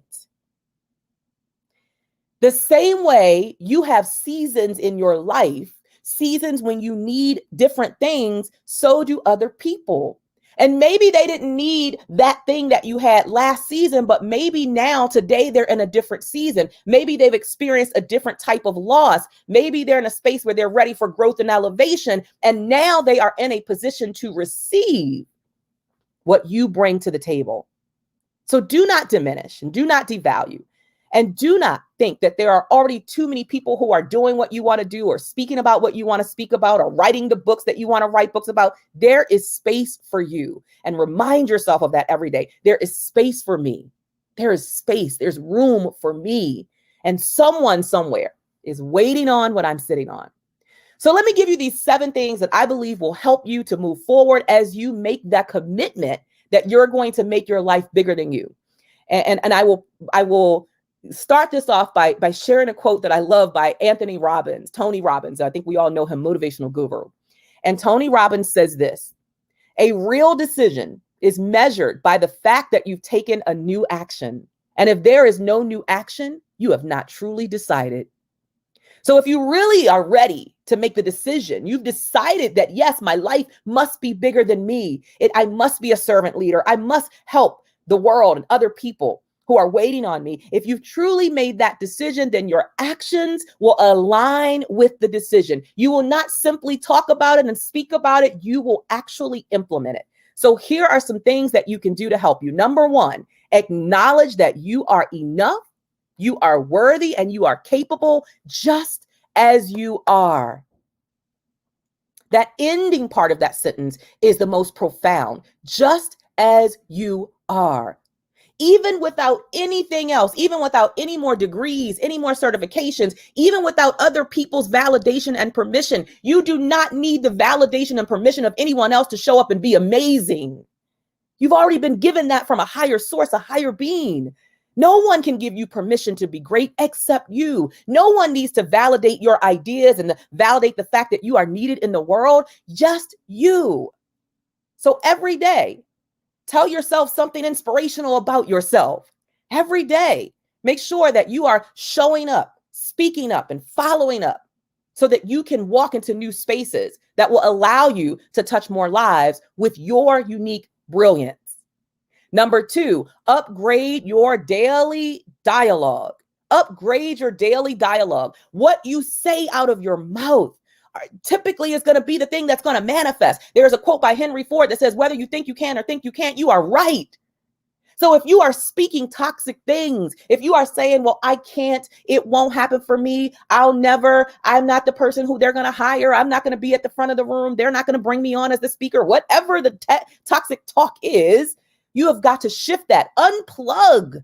Like imagine unplugging a plug from the wall, disconnect that conversation and replace it with an uplifting and positive dialogue. Every day, tell yourself something beautiful and amazing about your abilities, your talents, your skills, and about your ability to write prescriptions for other people's pain. Before I left my full-time corporate job and started in this path of full-time entrepreneurship as a speaker, I would say to myself every day, and this was funny because after I said it, I would laugh because then I had to get up and go to work. So my words that I was speaking was not yet represented in my life, but what happens is the subconscious mind believes whatever you tell it repeatedly. And that's exactly what happened. So I would wake up every morning, and before my feet even touched the floor and I got out of bed, I would just open my eyes and look up to the ceiling, and I would just say, Cheryl, you are a magnet for success. You are a magnet for wealth. You are a magnet for abundance. Someone somewhere in the world is waiting on you to show up in your brilliance, and you are going to go and you're going to give them exactly what they need to transform their lives. And then I'd laugh because I had to get up and get dressed and go to work. But here was the beautiful thing. Even though my words did not immediately manifest tangibly, I couldn't touch it, I couldn't feel it, there was nothing that was producing it tangibly in the immediate. The reality is my mind was changing. My belief system was changing. Who I was, my thought processes. And as your thought process and your beliefs start to shift, your beliefs, your actions start to align with whatever your beliefs are. So my actions started to align with the belief that, yes, I could be a magnet for success and wealth and abundance, that yes, someone somewhere in the world did need me, even in spite of my past and in spite of the fact that I didn't have a piece of paper that said I was good enough, even in spite of all the stuff that I thought was counted against me, was actually, that's the beautiful thing, it actually was the very thing that gave me success. It propelled me forward, being willing to tell my story. And that's number 3. Find the beauty and the power in your story and who it can help. Find the beauty and the power. So often, especially as women, we harp on the negative parts of our story. We run and hide and shame from who we've been and where we've been and what we come from. And instead of allowing that to be our ammunition, to add that into our arsenal as something powerful that can be healing for someone else's pain, that can be that prescription for someone else's pain, but only if you share it. So you have to be willing to be vulnerable enough to speak up about your mess. Don't just give people your success, share your mess and your success. So make sure that you are finding both the beauty and the power in your story and identifying who can it help the most. Number 4, laser focus on quality versus quantity. We are very much in a digital world where everybody is consumed with the numbers, and sometimes it's the wrong numbers. Numbers meaning, oh, how many likes did you get on the post? How many followers do you have, right? How many shares did it get? Do not get consumed with quantity.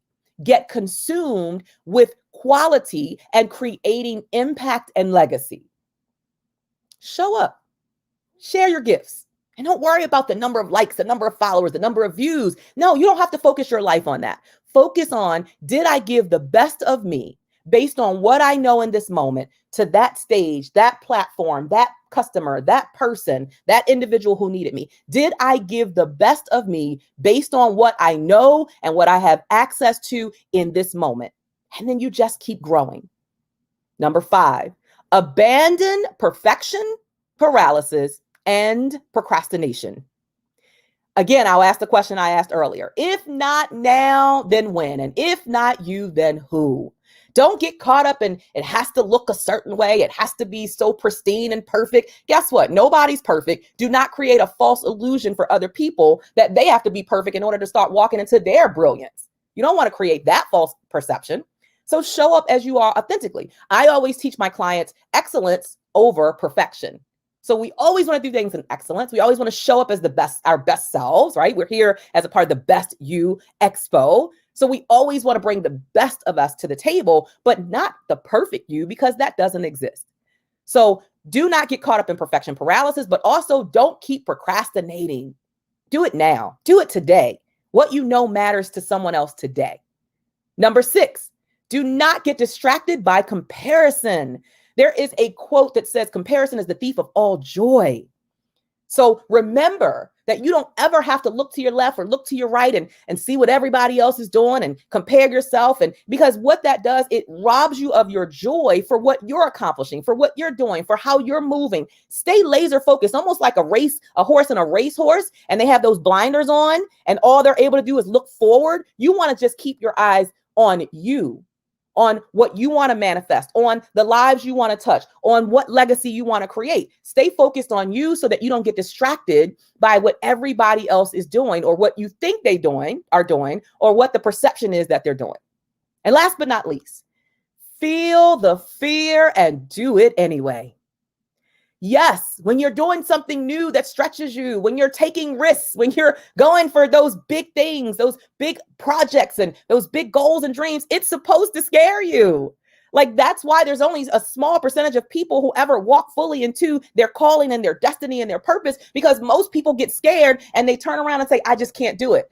No, I'm too afraid. I'm too scared. And again, we listed some of the fears that people deal with. Fear of inadequacy, fear of failure, fear of rejection, fear of success sometimes, and how people are going to view you differently if you succeed. And the list goes on and on and on. But you've got to commit to feeling the fear and doing it anyway. I'm going to show up in my brilliance anyway. I'm not going to allow anything to stop me from serving the world in a big place, in a big way. So in closing, I share this quote by Maya Angelou. Pursue the thing you love doing and do it so well that people can't take their eyes off of you.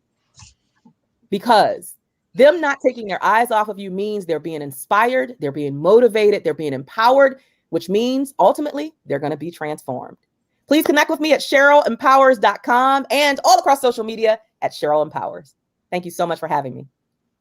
Well, you certainly embodied that today, and I think that's exactly what we needed at 4:15 to 5 o'clock in the afternoon. I don't need any coffee. I got Dr. Cheryl Wood here. Oh, God, what a roller coaster. Thank you very much for that. That was wonderful and really empowering. And the authenticity is just through the roof. So appreciate that. And I know we're going to have the pleasure of you on Sunday again at 4 o'clock, right? Yes. I'll be back on Sunday. I'm super excited. And what are you talking about then? I'm talking about how to 10x your purpose and your profits through the power of your voice. Wow. Well, you certainly embody that as well. You speaking so fluently. I need to practice. Absolutely wonderful. Thank you.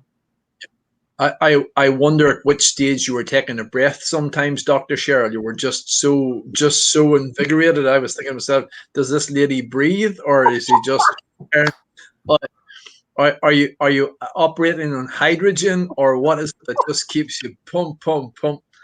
Yeah, it just was an incredible 45. In fact, it just was over so quickly. I thought we were just getting started, So it's just, I have to say, it was a real honor and a real pleasure to listen to you, and the excitement, the enthusiasm in your voice, and your personality just bursts with excitement. So it's not too difficult to see why you're in demand all over the world, and I'm sure looking forward to that in the near future again. But it's great to see your involvement with the Best You organization, and you're going to be back time and time again.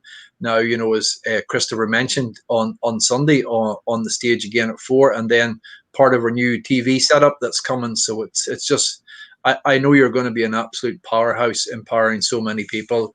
Dr. Cheryl, it's just been class, just brilliant. I really enjoyed it. Thank you so much. This has been amazing. This is what I live for. I took a couple breaths in between, but this is definitely what I live for. And I'm just, it's when you have that gratitude in your spirit for the fact that you get to do the thing that you know you were born to do. That's where all this energy comes from. Just a space of sheer gratitude. Like, thank you, God, that I have life and breath in my body to still carry out the thing that I believe is what I was born to do. So thank you for having me. Beautiful.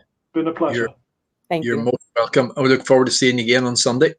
Absolutely. And I'll be watching. I watched Christopher a little bit earlier today, and I saw you, Hugh, introduce a couple people. So I'm around and I'm watching as well. I'm excited. Thank you. Good. All right. Lovely. Take care. Enjoy the rest of your evening, or it's guest daytime for you. Enjoy the rest of your Friday, and we'll see you soon. Absolutely. Bye-bye. Well, that's a wrap. I mean, wow, what a day. It's I need to sit down and really compartmentalize and process this day. It's been full on, and just so much wisdom, so much valuable, so much value to bring into my life. So really appreciate it. And it's been great hanging with you, Hugh, and you too, Christopher. Yeah. Looking forward to the rest of the weekend. And something we didn't touch on enough because there's been so much happening. It's been so busy, so full on, guys. And for anyone who's checking in or closing out, there's a lot of giveaways from the company over the weekend. The Best You and a lot of the participants are giving away collectively something in the region of $80,000 worth of free prizes, from free books to free courses, free mentoring. It's important that you check it out. There's just literally so many. It's just incredible. But it's important, as you check out the list, that that you join in these people's calls, join in the mentors' calls, join in the teachers' calls, and stay with them to the end. The people there's going to be some prizes that are given out there spot at the end. The bigger prizes, where there's multiple ones given out from the coaches and from the Best You, will be emailed to you at the end of the weekend. But literally, I'm just looking back through the list here, and it's just incredible, what's lying in store there. So listen, Christopher, it's been a real pleasure to share, as you said, the stage with you and get to know you. And no doubt we'll get to know each other quite a bit more over the next little while. I'm not going to ask you your age, but I thought you were a hell of a lot younger than me. But I think from some of the things you said, you're not too far away. So, but you're looking very young. I wouldn't have put you down for much over 30, but I don't think that's the case. Well, you might get a big Christmas present for me this year. I'm turning 49 in a week or so. Goodness gracious. Well, I'm just turned 50, so there you go. Well, then we're right in the same. You're weathering it very well. Good show. Listen, guys, I want to just say thanks to all the support team. There's a lot of work going on in the background. You just see, us two handsome blokes here and our beautiful speakers, but there's a lot of work going on in the background. We want to acknowledge Michael for the work that he has done, keeping everyone coordinated, and Alexandra as well. And obviously thank Bernardo for the incredible event that has been put together. But again, he wouldn't have been able to do that without the help of so many other people. So to all our speakers today, it's been incredible. I have enjoyed being here. I'm sure you have too, Christopher, listening to the people, and I certainly enjoyed listening to your story, Christopher. So listen, folks, from me, thank you very much for being with us today. Look forward to seeing you, the rest of you, or seeing more people and seeing you again over the rest of the weekend. So for me, thank you, and Christopher, over to you. Thank you. Second that, and we'll hope to see you soon in the near future. So thank you, and good evening. Good evening. Good evening.